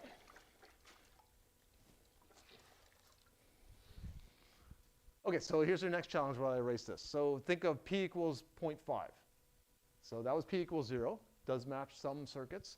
Did you have a question, Izor? I was going to say p equals 1, like a RAM stacked together, where you're like building a RAM out of smaller RAMs. Keep that thought. Let's think about whether that actually is p equals 1. Here's the next thing I'm going to draw. I'm going to go for p equals 0.5. So think about whether you can think of any example circuit that would have p equals 0.5.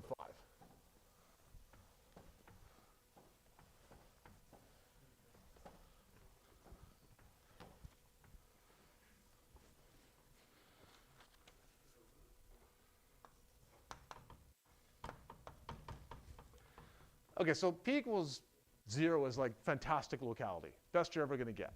Does happen sometimes though. P equals 0.5 is good locality. Your CAD tools are pretty happy. Your FPGA architect's pretty happy. Can you think of any circuit that's going to give you p equals 0.5? Right, so it means that your number of terminals into some block of logic is going to grow with the square root of how big a chunk of the circuit you're looking at. Okay, so worse than this, where the number of terminals never changed, but 0.5 is still a lot better than 1. Yeah, what do you think? Clock tree. Let me think about that. Maybe. It's hard for me to visualize. So why do you think it's a clock tree?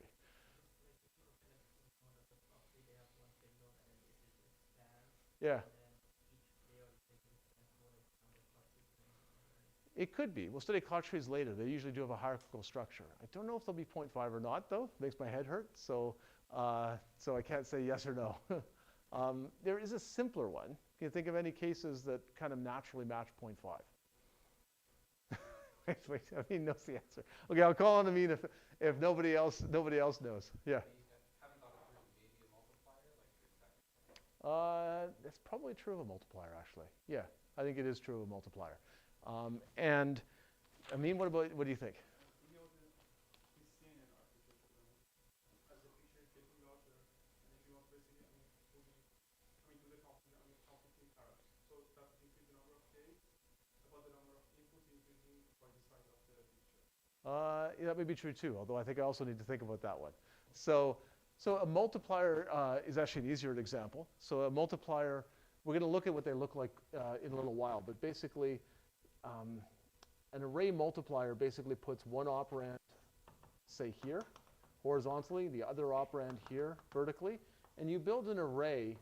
All these signals go in, and you basically build an array where you have AND gates that are computing the partial product of this bit and this bit, and this bit and this bit, and so on, and then adding them all up. It's fundamentally basically a 2D structure. It's like an array structure. I take n bits here, and I get n squared partial products, and I can arrange it in this kind of two-dimensional structure. So that's a good example. I essentially am getting, for n inputs, or 2n inputs, I get n squared logic. Okay, that's equivalent to saying my number of inputs is proportional to the square root of my logic, which is p equals 0.5. Okay, so an array multiplier is a good example. Here's another one. If you take an SRAM. Okay, so this is now building like a big block RAM. Okay, so a big RAM array. The way RAM arrays are built, like a RAM that you would use as a block in a chip, is you have word lines. Okay, so there's a decoder. The decoder figures out which word do you want, and those all go out on wires. So for every word, there's a word line that will activate it. We have SRAM cells arranged along this word line. We have SRAM cells on every single word line like that. And if you activate this word, so this word line goes to 1, you'll connect all these SRAM cells to bit lines. Okay, so these are bit lines. And you'll read out your output here. Okay, so if this word line was activated, it went to 1, all the other ones went to 0. These SRAM cells get connected to their bit lines, and on these bit lines, you can now read out what was this word. Okay, so if you look at the structure, it's actually similar to the multiplier. We have basically, for n inputs, or like n word lines plus, say, n bit lines, so 2n inputs, we get n squared SRAM cells, or n squared logic. So in both these cases, we get the number of terminals is proportional to, the number of cells, or the amount of logic, to the 0.5. Yeah, here I just assumed it was square. I just basically said my number of word lines and my number of bit lines is the same. I get essentially the same answer if they're not the same, but it makes it more complicated to explain. Does that make sense?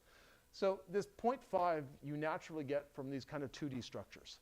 If you have a structure where your inputs and outputs kind of fit on the perimeter and your logic fits in the array between them, which again happens in multipliers, happens in SRAM cells, also happens in what's called a two-dimensional systolic array. So NVIDIA has these little matrix multipliers inside of their GPUs that they call tensor cores. Those are actually what's called a two-dimensional systolic array, the way they actually are built. It also has this structure. The inputs come in on the sides, the outputs come out on another side, and in between there's like n squared processing happening. So that naturally gives a rent exponent of 0.5, and there are a bunch of examples of it. Yeah?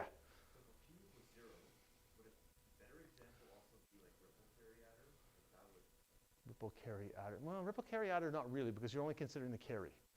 Because if you consider like all the other signals going into the ripple carry adder, it's going up like linearly. Like I make a 16-bit adder and I draw a box around it. I might cut the carry chain in one spot, but I also cut a whole bunch of like inputs. And if I make a 32-bit adder, yes, I still only cut the carry chain in one spot, but instead of 16 inputs, I got 32. Does that make sense? Okay, so this is pretty good locality, though. So we get these 2D structures. I don't have a great example for higher P's, but basically P equals 0.75 empirically is about what you get with random logic with poor locality. Okay, so random logic, so the control logic in a finite state machine, for example, tends to have lots of ifs and cases and so on. It's kind of what's more called random logic. It's not really your data path, it's your control. It tends to grab signals from all over the place. It's not usually as bad as P equals 0.1. There's usually some underlying structure to it, even if it's not obvious to the person who actually wrote it. A CAD tool can still find some locality.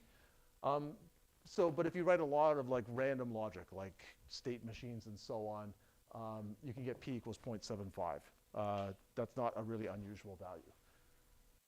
P equals 1 is pretty bad. Okay, so I don't actually have a lot of examples of what would be P equals 1. Like most circuits fundamentally have some amount of locality. Does that make sense? Yeah. Could P be greater than 1? You mentioned that it tends between 0 and 1. No, it has to be less than 1 because you can't, well, I've never seen anyone come up with any reasonable circuit where the number of terminals grows faster than the logic, because it essentially means I'm putting inputs and outputs in and I have no logic to even look at them, right? Like it just goes in, nothing looks at it. What are you going to do, right? Like I'm a bad designer. So, yeah. What about if you had a multiplexer where the number of inputs and the amount of computations to implement your multiplexer are roughly the same? Yes, that's actually true. Okay, so that could be like P equals 1 if you're just doing wider and wider and wider multiplexers. So yeah, you can have it for a while. It tends to be tail off at some point. But you're right. If you basically just said what I'm putting in is a million input, you give me a million logic element FPGA. I put in I made a million input mux. Yes, that would have a P equals 0.1. So yeah, it's a good point. When I was at Altera, I'd go visit customers a bunch, and I led a big part of the Quartus compiler, and we worked hard to make the place and route tools better, and we also made the architectures better. So our routability got better and better, like our probability of completing the design as long as you didn't run out of logic. And I was trying to, for years, our field, like the field application engineers were telling customers don't go above 80% because of usage of the chip, because the CAD tools will start having too much trouble. And I was basically trying to disabuse them of that, saying, no, it's fine, right? Like, you can do it. Maybe don't go all the way to like 99.9, but you can go above 80. And I tell it to customers too. And it generally was correct, except for I eventually learned to ask them first if they were making a low density parity check circuit. So has anybody heard of low density parity check? Okay, so low density parity check is a major communication coding style now. It actually leads to very efficient encodings for, well, all sorts of things, but it's often used for, again, wireless communications. What it does is it basically produces codes where you have all sorts of XORs and so on between all sorts of bits to produce a huge number of parity checks, okay? And the whole idea is all the parity checks are essentially unrelated, right? This one checks like, I don't know, like 15,000 bits out of these 30,000. This other one checks some other set of 15,000. This other one checks a different set, and you kind of make it as random as you possibly can, and that's actually what gives the codes their power, is it turns out that it's difficult to get, it helps you get the right answer. No matter if you've got a whole bunch of bits wrong, these XORs and parity checks will probably figure it out because they're so non-overlapping. That also turns out to be how you produce a circuit with really low locality, right? Because you're intentionally saying, I've got these huge like parity checks. I'm trying to take like 30,000 bits and produce a whole lot of random parity checks on them. So they have very poor locality, and those things would break our CAD tools, right? So I eventually learned to ask them that question before I said how full you could fill the chip. So there are circuits with some pretty poor locality. That one was pretty interesting because it seemed like the poor locality is actually what gave it its power as a code. But most things have reasonable locality. Okay, so I think we'll take a break there until about 5:50. Sound good? Or, yeah, okay. The clock just slipped. I was going to sneak back 1 minute, but 5:50 is fine.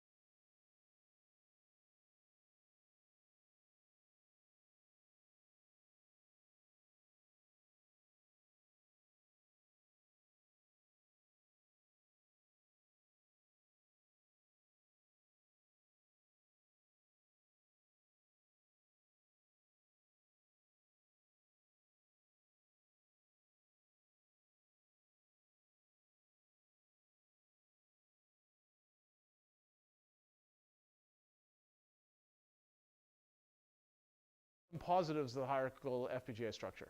Okay, so it matches the hierarchical nature of circuits, and it's helped by the fact that circuits tend to be local. They have rent parameters.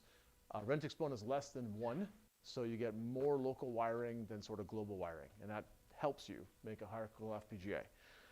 But negative is we have to pick what rent exponent we're going to use in our hierarchical FPGA. Okay, so I've drawn the one we had before, and let's say that I choose a rent exponent of 0.5. So I feel pretty good. I feel most circuits are pretty local. So I'm going to use a rent exponent of 0.5. What does that mean? Okay, so I needed 2 wires at level 1. That was enough to connect my 2 logic blocks. I looked at their inputs and outputs. That was enough. At level 2, okay, so these are my level 1 wires. There are 2 of them. We usually use the term W to mean what's the channel capacity or number of signals. So W level 1 is 2. Okay, then I go, okay, well, now I got my level 2 wires. And they're connecting twice as much logic, right? So if I had 2 wires at level 1, the number of wires I should have at level 2, well, it depends on what rent exponent I assume, like how fast my terminal count's going to expand as I go to bigger amounts of logic. Well, I had 2 terminals at level 1, and now I've got twice as much logic, and I assumed my rent exponent is 0.5. Right? So I said it should grow as the square root of how much more logic I just added. So if I do that, I'm going to get a number that's about 3. And that is conveniently what I drew there. Okay, I put 3 wires at level 2. Okay, now wires at level 3. How many wires should I have at level 3? Given that I've assumed a rent exponent of 0.5. Yeah, exactly 4. You can look at the diagram, so it's a quick cheat, right? Or you can do it mathematically. You go, okay, well, I had 2 wires before. Now I've got, at level 1, I've got 4 times as much logic. I assumed my rent exponent was 0.5. That is exactly equal to 4. And that's exactly what I drew there. And I can make the whole architecture where I just keep doing this, right? If I need another level, it's going to have more wires still and so on. So what happens if I take a circuit? So actual designs have all sorts of different rent exponents. We just saw different examples. FPGAs, you try to make them fit as big a market as you can. So you're going to get some designs that don't have a rent exponent of 0.5. The ones that are less, it's fine. You'll have extra wiring. You'll feel a little sad that your chip wasted area, but it'll be okay. Let's say we've got a circuit that has relatively poor locality. It's equal to 0.75. Okay, so let's see what that happens. So I need to define a new term, demand. Okay, so this is not, W is like the supply. How many wires did I build between every level of hierarchy? D is the demand. What does this circuit need between every level of a hierarchy? So we'll say D at level 1, it's still equal to 2. I've just figured out how many inputs and outputs I had in those logic blocks. 2 is enough, so that's fine. D at level 2, I'm just going to basically repeat my earlier calculation. I have 2 signals. Now I have twice as much logic. But my rent exponent is 0.75. Okay, so if I calculate that, it's equal to 3.4. Okay, which is a bit more than my 3. Maybe it's okay, right? It's close. Hopefully the CAD tools can handle it. If I look, though, at the next level, so then I say demand at level 3, which is basically how much demand do I have going. I take a piece of my circuit that fits in 4 logic blocks. How many signals am I going to have going to these other 4 logic blocks? And my calculation, well, I had 2 signals at level 1. I've now got 4 times as much logic. My rent exponent is 0.5. And if I actually do that calculation, I get 5.7. Okay, 5.7 is significantly more than the 4 wires that I built. So it's probably not going to work. Probably the CAD tools will just say, like, there are 6 signals going between these things. I couldn't find any way to organize it to have less than 6 signals. And you only built me 4. I can't do it, okay? So your designer is going to be frustrated because it won't route. Okay, so one thing you could do, but it's going to take you several years, you basically go back, make a new chip, you use a higher rent exponent, the chip will be bigger. Okay, so there's a serious trade-off here, but if I made a new chip with a rent exponent of 0.75, all those routing channels get wider, this would route. That takes me 3 years, probably not going to help some design engineer. So is there anything else that you could do? Yeah. One way to fully break this is if you just, not to make this not an issue anymore, just becomes performance penalty. You just add, on top of this overlay, you could just add like local nearest neighbor connections.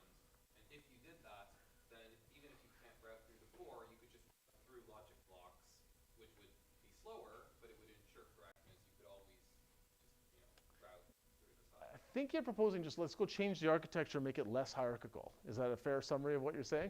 Yeah, so that's another thing you could do. We're going to go there in a minute. But that's another, okay, 3 years, I'm just going to change everything, and maybe I'll get rid of this problem. Is there anything that I could do in the CAD tools, which is still not going to be ideal, but maybe at least gets this person a result without just saying, hey, go buy somebody else's chip or get back to us in 3 years? Neither which is commercially a fantastic answer. Yeah, what do you think, George? Could you somehow make it more hierarchical? Like as in make P circuits lower by adding more ones? Yeah, that's exactly what so you're right, you can do that. So let me show you what that means, or write that another way. So basically, what you can do, and this is something the CAD tools will do if they're good, is they will essentially spread out the design. So they don't have to do this all the time, but spread out this design. Because its rent exponent is too high, essentially you can't use all the logic, right? You will make it, you have to buy a bigger chip, right? And you're going to spread it out over more levels of hierarchy, so it doesn't use all the logic blocks, but you're basically paying for interconnect. It can get enough wires now. So what that means is, so we spread it out. So what we can look at is our demand at level 3 is we needed almost 6 wires. If we kept looking at our architecture, W at level 4 would be equal to 2 times 8 to the 0.5, which is equal to 5.7. Okay, so our level 4 wiring, which actually I can't draw easily, it would basically have to duplicate this whole thing, down here, and I would put 6 wires in between them. Okay, that's not the natural extension of this. If I take this design that actually only needed enough logic blocks to fit in 3 levels of hierarchy, and instead I said, I'm going to spread you out. You're only going to use half the logic blocks so that you actually now need a chip twice as big, but you go to 4 levels of hierarchy. That 4th level of hierarchy has enough wiring that it'll work. Okay, so W level 4 has enough, is big enough.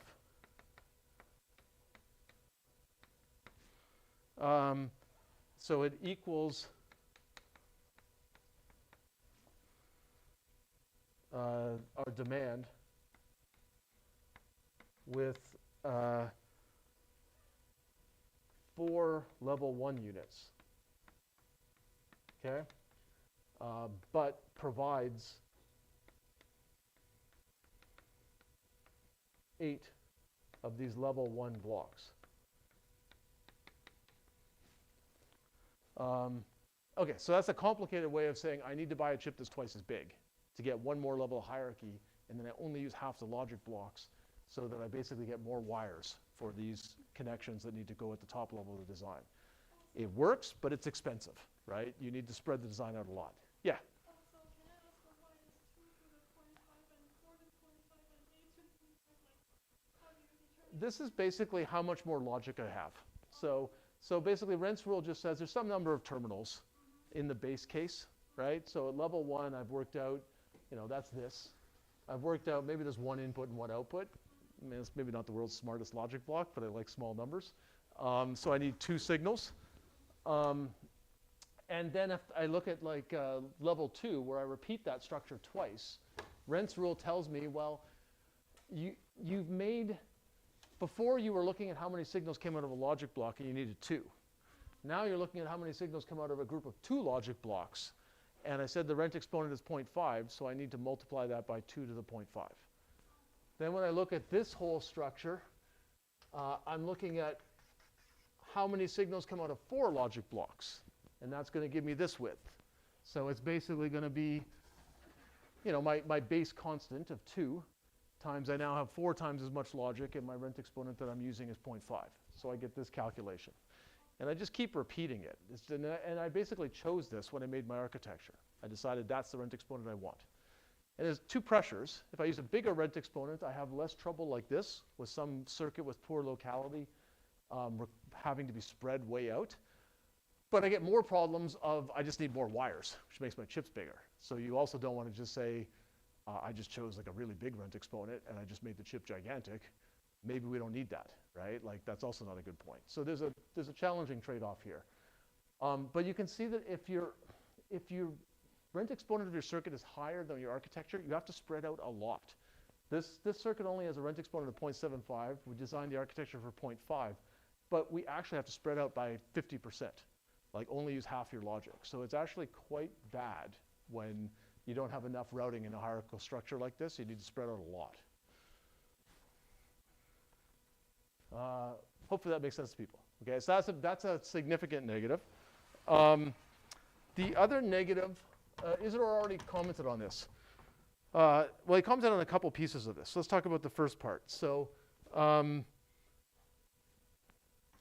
I guess he commented on multiple parts for speed. So one thing that is bad about this is you get long wires at upper hierarchy levels.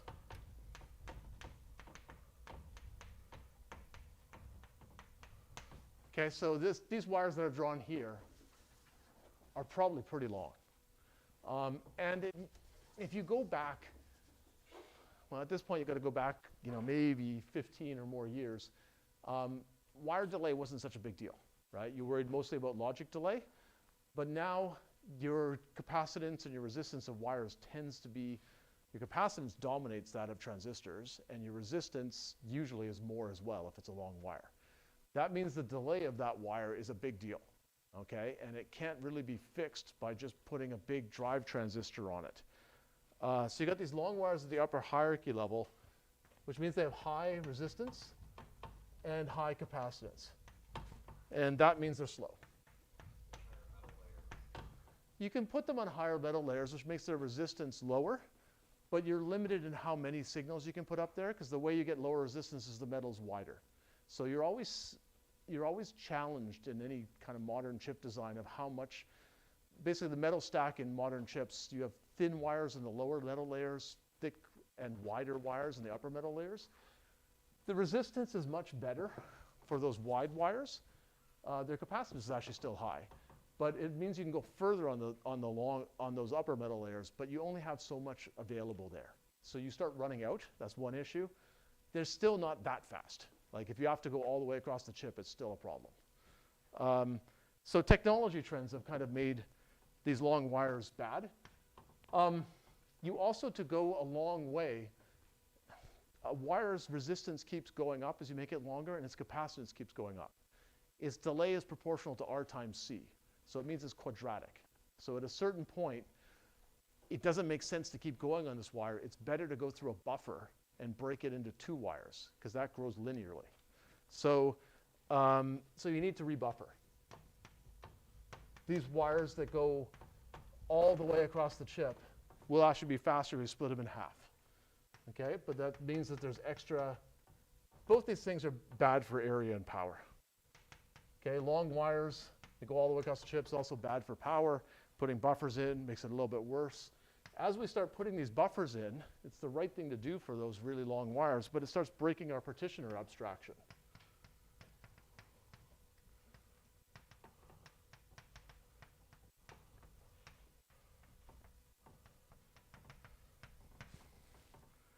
Okay, because remember I told you that this looks just like what a partitioner wants.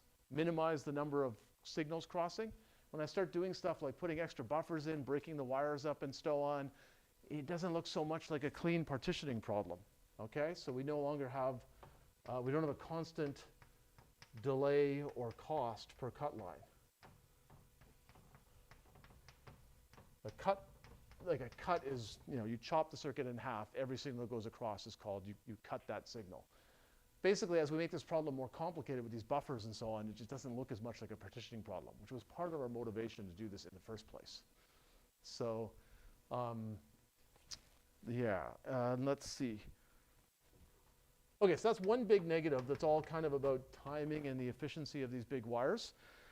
Another one is if I actually draw out, okay, so let's draw out this little, I could probably even do it here. Nah, I can't do it here. I gotta draw it again. Okay, so let me draw a little diagram of this. So here's my my architecture. And again, I've got like level 1 wires here, here, here, then level 2 wires going like that, and like that, and then level 3 wires going like that. Okay, so I just kind of drew all the wires together. Let's say I want block A here to talk to block A prime here. In a hierarchical FPGA, let's see, this is like a comprehension test, see if you're understanding. What does the routing look like? I want to take a signal output from here, and I want to send it to an input here. What does this look like? What do I have to do? So you say swirl. Okay, well, so, okay, where do I go from here? Okay, go up, go on here, down, across here. This is probably invisible. Okay, let's draw it in dashes. Go across here, go back down, go over here. Yeah, okay, so it's kind of a long route, right? Went through a lot of wiring, but these things are actually physically relatively close together. So like by physics, I could connect these with a pretty short wire, but my architecture didn't. So, okay, so basically, so some physically close blocks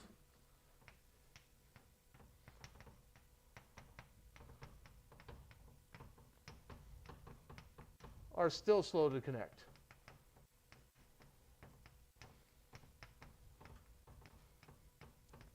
Which I think is what you were talking about before, Isidore, is you're saying maybe I could push some short circuit connections in here.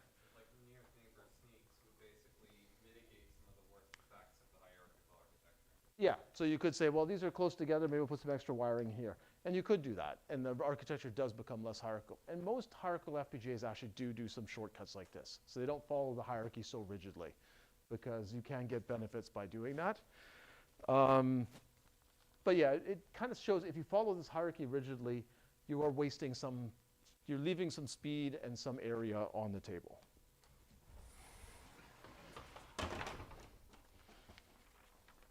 Okay, so where does that leave hierarchical FPGAs?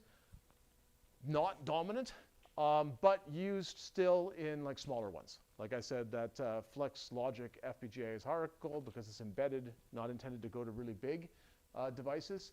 So these disadvantages like aren't as big a deal if the chip's just not that large, right? These mostly come into play when you start making really big chips, many hierarchy levels. Okay, but that's hierarchical FPGAs. The main competitor to hierarchical FPGAs, and it's dominant now, are island-style FPGAs. Okay, so the insight of hierarchical FPGAs is that circuits are hierarchical, and effectively, these kind of FPGAs say if the circuit is hierarchical, why don't we put that structure on the silicon? That's the idea. Okay, and we know that the CAD tools, if they're well written, should be able to find that hierarchy, map it onto the hierarchy we built on the silicon. Island-style FPGAs basically take the opposite approach of they say chips are two-dimensional, therefore things that are physically close in 2 dimensions can be connected efficiently, like it's possible to physically build that because the chip is 2-dimensional. So we will build that, what the chip gives us, and then the CAD tools are responsible for figuring out how to map the circuit to that. So they are actually a more difficult, generally, compiler target for CAD tools. It's one of the reasons that hierarchical FPGAs had success for many years, right? So one is the chips weren't as big, long wires weren't as big a problem. Another one is that it was easier to write good CAD tools for them because they're coming at things from these kind of opposite perspectives. Okay, so what does an island-style FPGA look like? So it basically looks more physical. So I have these logic blocks, and later we'll talk about they don't all have to be logic blocks. They could be other things like RAM blocks, but for what we're looking at right now, it doesn't really matter. We'll say they're all logic blocks. So we lay those out in a 2D grid, and we surround them with prefabricated wiring segments. Okay, so and we generally make them different lengths because we have to prefab them. So here I'm making some short ones. So length 1, they go 1 logic block, and length 2, they go 2 logic blocks. I do that in both directions, so I'll do that again here. And so I've pre-built all my wires. wires are in channels surrounding the logic blocks, or physically they're often built on top of them, but doesn't really matter. And then I build in some programmable switches to connect them up. So programmable switches to connect the logic block inputs and outputs to the wires. I'll draw a few of those. So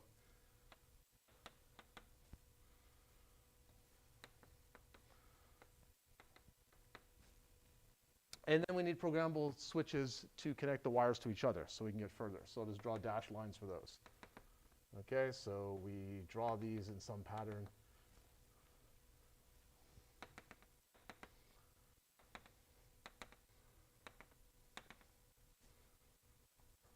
And maybe I'll draw a dashed line there too.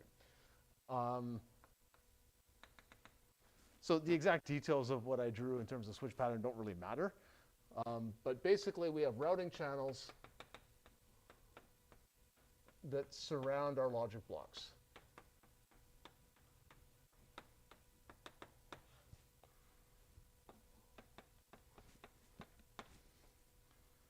Okay, what's in them are wire segments.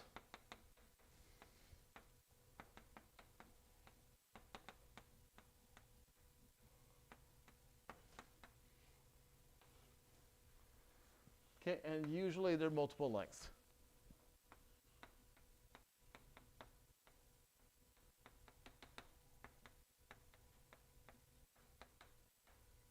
And the one I drew, we've got length 1 wires. They go 1 block and then end, length 2 wires, and usually I have some more, okay, in a commercial chip. Okay, and then the last thing we need are programmable switches to connect them.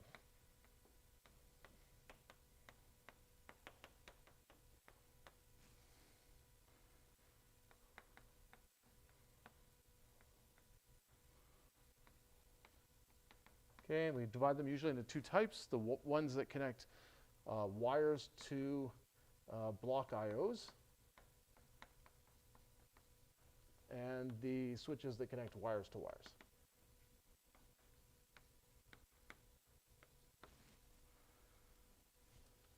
Okay, and this part is usually called a connection block, and this part is called, the wire-to-wire one is often called a switch block.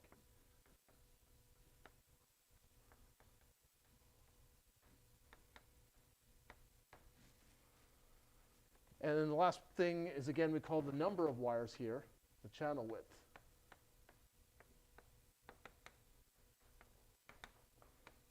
Okay, I'm going to use the variable W for that again, so that's pretty standard. Okay, so here's a test to see if you're following along at all. What is W in this architecture? 2, yes, okay, so good, you're with me. And that's not very many wires, so we might have problems. We built an architecture with only 2 routing wires per channel, but it's much easier to draw. Okay, and actually, maybe I won't put something in front of that one. But aren't those like length 0 wires? It depends. So I'm calling them length 1, but some people you can sort of offset them by 1, 2. So I would call this a length 1 because you can get out, and then with one, well, forget about getting out of the block. Let's just say as I connect one wire to another, how many more logic blocks do I get? And I get 1.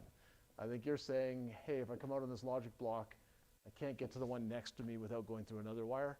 So I'm going to ignore that. We can basically mess around with the switch patterns so that we could kind of offset all these wires. So I could come out on this wire and still get 1 unit over. The way I've drawn it, you come out, you get nowhere, sort of for the first one. And then after that, you get 1 unit per time.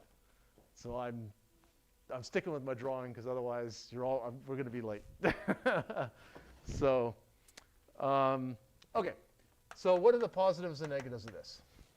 And then the latest recent FPGAs from both Intel and AMD follow island style. Okay, so this is the dominant approach for big FPGAs.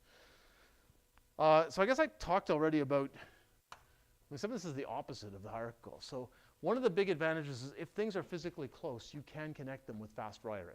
So these 2 blocks are physically close on the die. There are short wires that you can use to connect them. Okay? So physically close blocks always have fast routing.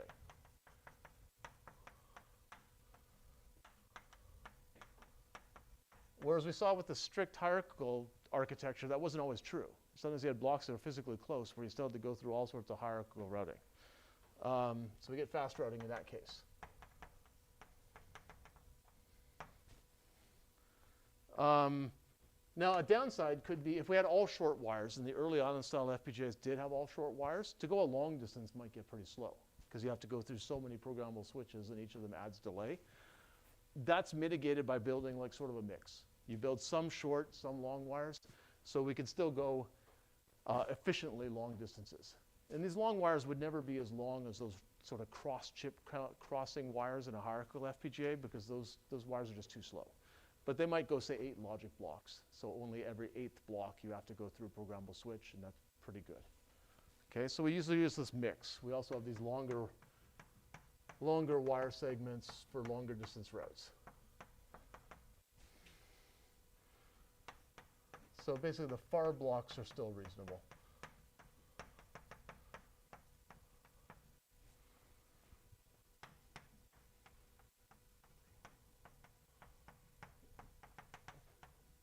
This is another consequence of Rent's rules that most connections are short. Okay, you're dominated by, like the largest number of connections will not go very far. You can essentially derive that also from Rent's rule. But the fact that you've got this locality makes that happen if you have a good placement tool. Okay, so that's a positive. So another positive is this is also scalable. Okay, so we care a lot about what happens if we go to big chips. Does it still work well? And we saw hierarchical work, okay, but maybe not as well as we want. So I'm going to do another Rent's rule analysis. So we're going to consider an M by M array. Okay, the way you make bigger island-style FPGAs is you just keep replicating this basic unit, right? So you want a twice as big FPGA, just take this 4 blocks and all their routing and just paste it in again. You want it to be twice as big as that again, copy that whole unit down here. And you just keep doing it over and over again. But what you have to worry about is, well, is my channel wide enough? Maybe as I make this bigger and bigger, I don't have enough wires.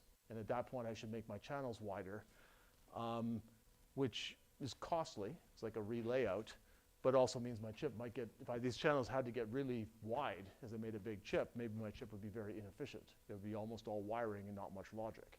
And it's harder to sell that. So, yeah. What about a hierarchy where your base unit of the hierarchy is like a big island style, and then you just stamp together the sectors? Hold that thought, okay, because I'm going to go fast and see if I can get to it. But in engineering, when you have 2 trade-off points, it's almost always a hybrid. So that's a spoiler that, yes, you can hybridize these things, okay? So hold that thought. Okay, so I'm going to basically look at, is this scalable or not? So we're going to consider an M by M array. So what does that mean? So I've got, I'm going to draw a box around M logic blocks by M logic blocks. Okay, so I'm going to change M to essentially make bigger chips, right? Change M, I change the linear dimension of my chip. I just get more and more logic blocks in every direction. Okay, so I want to look at this boundary. And I want to say, well, how many wires do I have going in and out? Because what I want to check is this going to route. How wide do I have to make the channels? And I can actually do that again with Rent's rule. So what I need to do is I go, the amount of logic in here, well, how much logic is in this array? And this is not a hard question. 4. Well, there it's 4, but as a function of M. How much logic do I have? M squared, right? So easy. Okay. Okay, so I have, so let's just write that down. So I have M squared logic. Okay. How many signals do I have going in and out of this? Like how many signals could I get in and out of this? So what you have to do is look at the perimeter. Okay, so this is a question of, there are routing channels in here. Each of them is W wide. Okay, so that's W signals. And you go, well, how many routing channels do I have? What we usually do is we say a block owns, we just pick a convention. Say a block owns the routing channel above it, and it owns the routing channel to its right. Okay, so I have a routing channel here, I have a routing channel here, I have a routing channel here. Okay, and and it's consistent. If I make this twice as big, I wind up always with the right number of routing channels for the right number of blocks. So if I look at how many signals are intersecting my perimeter, which is basically how many signals can I get in and out of this unit of logic, it's, well, in this case, I've got 2 routing channels here, 2 routing channels here, 2 here, 2 here. But in general, as a function of M, I have M routing channels on each side. Is everybody with me? And that's all I care about is how this scales. So the number of wires is, I got 4 sides, and each of them is M routing channels, and each of those routing channels has W wires. Everybody with that extremely complex derivation? It's not actually that complicated. So, okay, so that's how many wires I have, which is basically my W supply. That's how many wires how many signals this architecture could get in and out of this region. I mean, it's guaranteed not to exceed that. There just are not more wires than that going in and out. Okay, so what I want to see is how does that compare to what a circuit might need as I make the circuit bigger and bigger? That's what's going to tell me, give me some insight into how wide I need to make these channels as I make the chip bigger. All right, so is everybody with me so far? Okay, good. Okay, so the number of terminals by Rent's rule is once again equal to some constant times the number of gates to the Rent exponent, okay, which I can rewrite. It was written originally for gates, but I can just rewrite the same as some other constant times the amount of number of logic blocks, okay? And my number of logic blocks is m squared. So I can just say it's m squared to the p. Does that make sense? Okay, which is just equal to c prime m to the 2p. And I'm going to define that to be W demand. Okay, that is what the circuit needs. That's its wiring demand. So in order for a circuit to succeed in routing, I need the amount of wiring demand, like the signals it wants to get into this region, to be less than what the architecture provides. So I need W demand, or maybe if my CAD tools are really good, exactly equal. So I need my W demand to be less than or equal to my W supply. Okay, and I'm just going to substitute in what I've worked out so far. Okay, so W demand is this C primed M to the 2P. And that has to be less than or equal to the number of signals the architecture can get in, which was 4MW. All right, so I can do some rearrangement. I'll put my arbitrary constant over here, C prime over 4. I'll divide both sides by M. So this will become M to the 2P minus 1. And that must be less than or equal to W. Okay, and this is my channel width. That's the key thing I'm trying to get insight into. Okay, so this is telling me how channel width has to change as the size of my array M changes. And it's a function of the locality of the circuits I want to use. Is everybody with me? So let's plug a few numbers in. So if P is less than or equal to 0.5, which again is good locality, right? This becomes M to the 0. So it's just a constant. It just says you don't have to change channel width at all. For circuits with locality this good or better, you can just keep making bigger chips forever. You just keep stamping out more and more of these blocks. Don't relay out the routing channel. Don't add any more wiring. They don't lose efficiency. You just keep going, and it'll work. Okay, so these are your happy circuits. So you go a constant W is okay. You know, basically as M increases. But not all circuits are, that local. So let's see, erase this.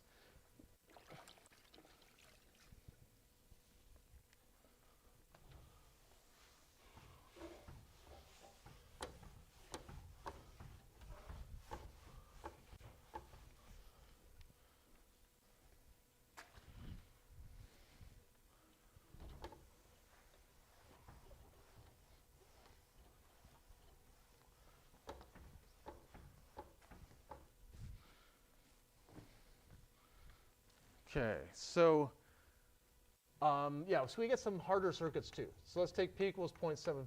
That was the one that we did with our hierarchical FPGA, and we showed, it didn't do so well, right? We had to spread out a lot. So if we plug in 0.75 here, right, I get 2 times 0.75 minus 1. So I get W must be greater than or equal to M to the 0.5. Is everybody with me with that small bit of algebra? Okay. So, so for that one, yeah, we need, so we need W proportional to the square root of M.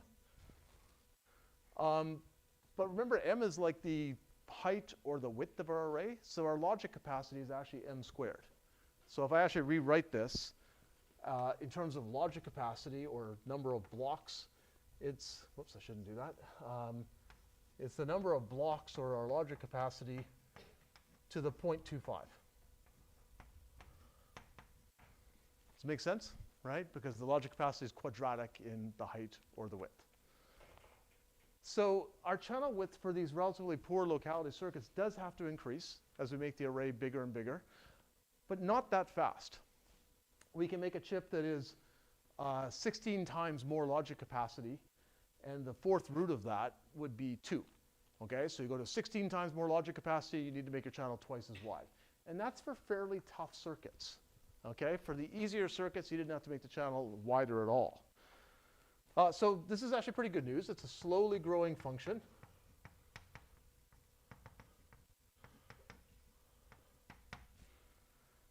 And in practice, usually you won't get a whole circuit that has a rent exponent this high. There will be parts of it, maybe some of the finite state machines and control logic. And what the CAD tool tries to do is it can kind of like interleave that, put some of that in this part of the chip, but not all of it, so that you kind of spread it out. So you can like smear out the congestion some and kind of mitigate this even a little more. If your whole circuit wasn't P.75, it's just parts of it, okay? So circuit usually, you know, not all P equal to 0.75, even if some parts of it might be. So that means the CAD tool can sort of spread out congestion as long as the channel width is not too small. Okay, so in practice, you don't even have to grow the channel width would grow maybe this much or less in commercial FPGAs. Typically, like even slower than this.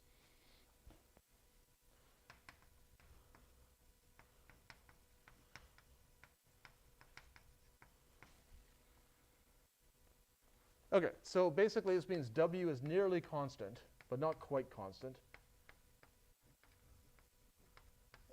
as capacity grows.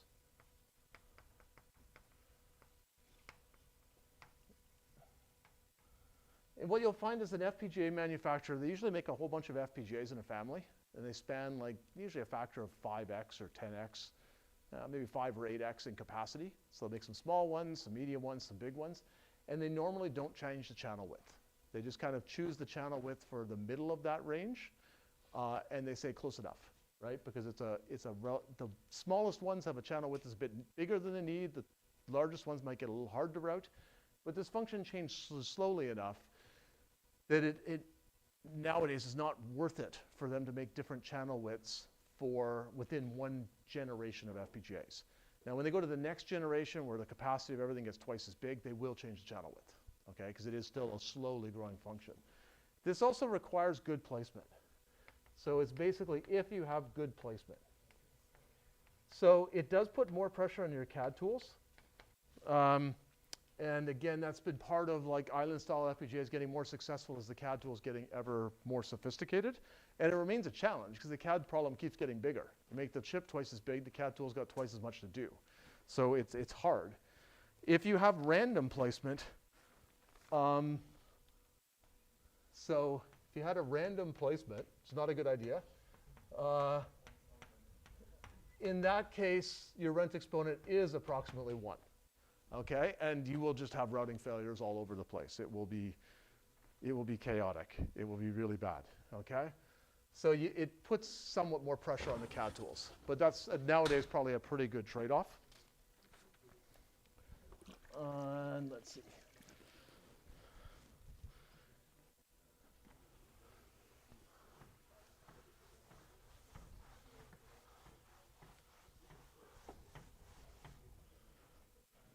Okay, so the other thing this puts pressure on is your router.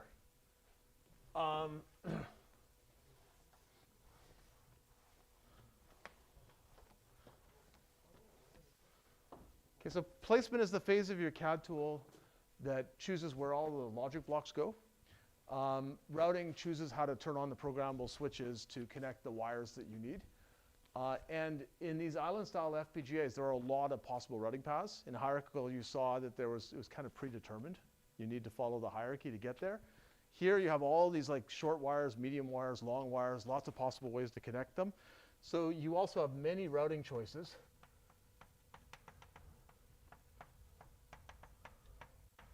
Which means you need good timing-driven routing.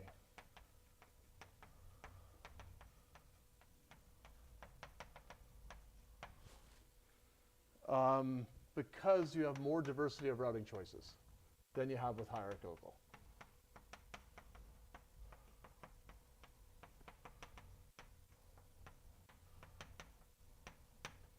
Okay, so the way I joined Altera is I started a company to commercialize my PhD research, and Altera was one of our customers. We were making CAD tools and architectures for FPGAs, and they basically hired us to take their hierarchical FPGAs, but they weren't as strict a hierarchy as I showed you here. It's more irregular, kind of what Isidore had said.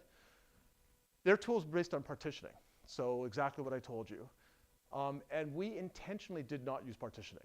We basically used a different algorithm that directly placed on the array and essentially understood how the routing would work, but did not force any of this like partitioning decisions one after another. It worked much better, so we got much better results for their architectures.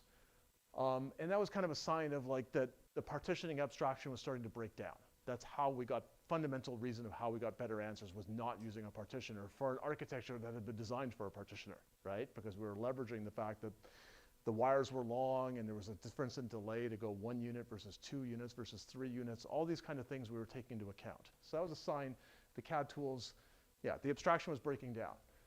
And then Altera acquired us because they wanted us to architect their next chips. When we architected them, we flipped them from hierarchical to island style. And I'll actually show you a result from that because they actually had another team still doing hierarchical. So it's actually the only time I know where you actually had an exact in the same process comparison between hierarchical and island style. And island style won, right? So all of Altera's chips since then have been island style. But the other interesting thing about that is they're smart companies, so you actually should be investigating alternatives all along. So they had actually investigated island style FPGAs before, but had concluded they were inferior. And the reason they concluded they were inferior was essentially this. The router wasn't good enough. So it was a very interesting thing of like it's hard to evaluate a new architecture with your CAD tools because your CAD tools can have implicit biases. And that led them to make a choice that ultimately was suboptimal, but you know that's where sometimes it's good to make a startup, right? You take a new look at it. So it's kind of an interesting history of that. I think I'm basically out of time, unfortunately, except let's see if I have any time at all, if I have 1 minute or not. I'm at like -3. Okay, so we'll finish. I'm a tiny bit behind in this lecture, but it's fine. Amit and I are going to be like on top of it next week, and we're going to go really fast at the start. But I'll leave you this one thought. So I told you that like you can hybridize things as an engineer, right? So people have 2 different solutions. Often the best solution is I'm just going to combine both of these. So I want you to, and that's actually what I'm going to talk about next. Can we make something that combines some aspects of hierarchical and some aspects of island style to make it better? Which way would you do that? So you could, Isidore, well, go ahead, Isidore. So. I'm going to suggest a few different things. First, we're going to group together our ALMs into labs, which locally you can think of as being a separate hierarchy from the general routing. And then you can collect a big chunk of general routing, island style together, and make each of these island style like big blocks connected through like hierarchical.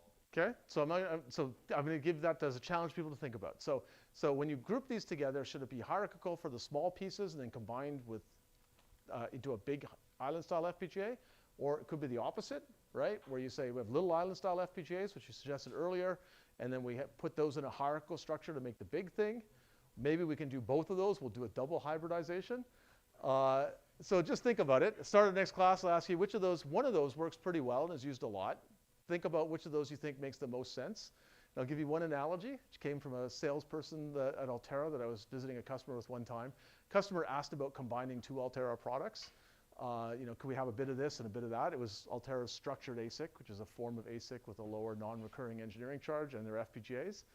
And the salesperson had the best answer to that kind of question I've answered. He said, 2 words, amphibious car. He said, without me telling you anything else, you know it's a crap car and it's a crap boat. So that is what I want you to avoid. You are trying to find the best of both worlds, not the amphibious car that is the worst of both worlds. So I'll leave you with that for next week. Again,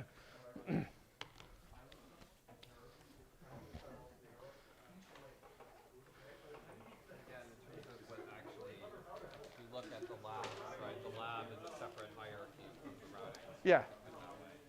that's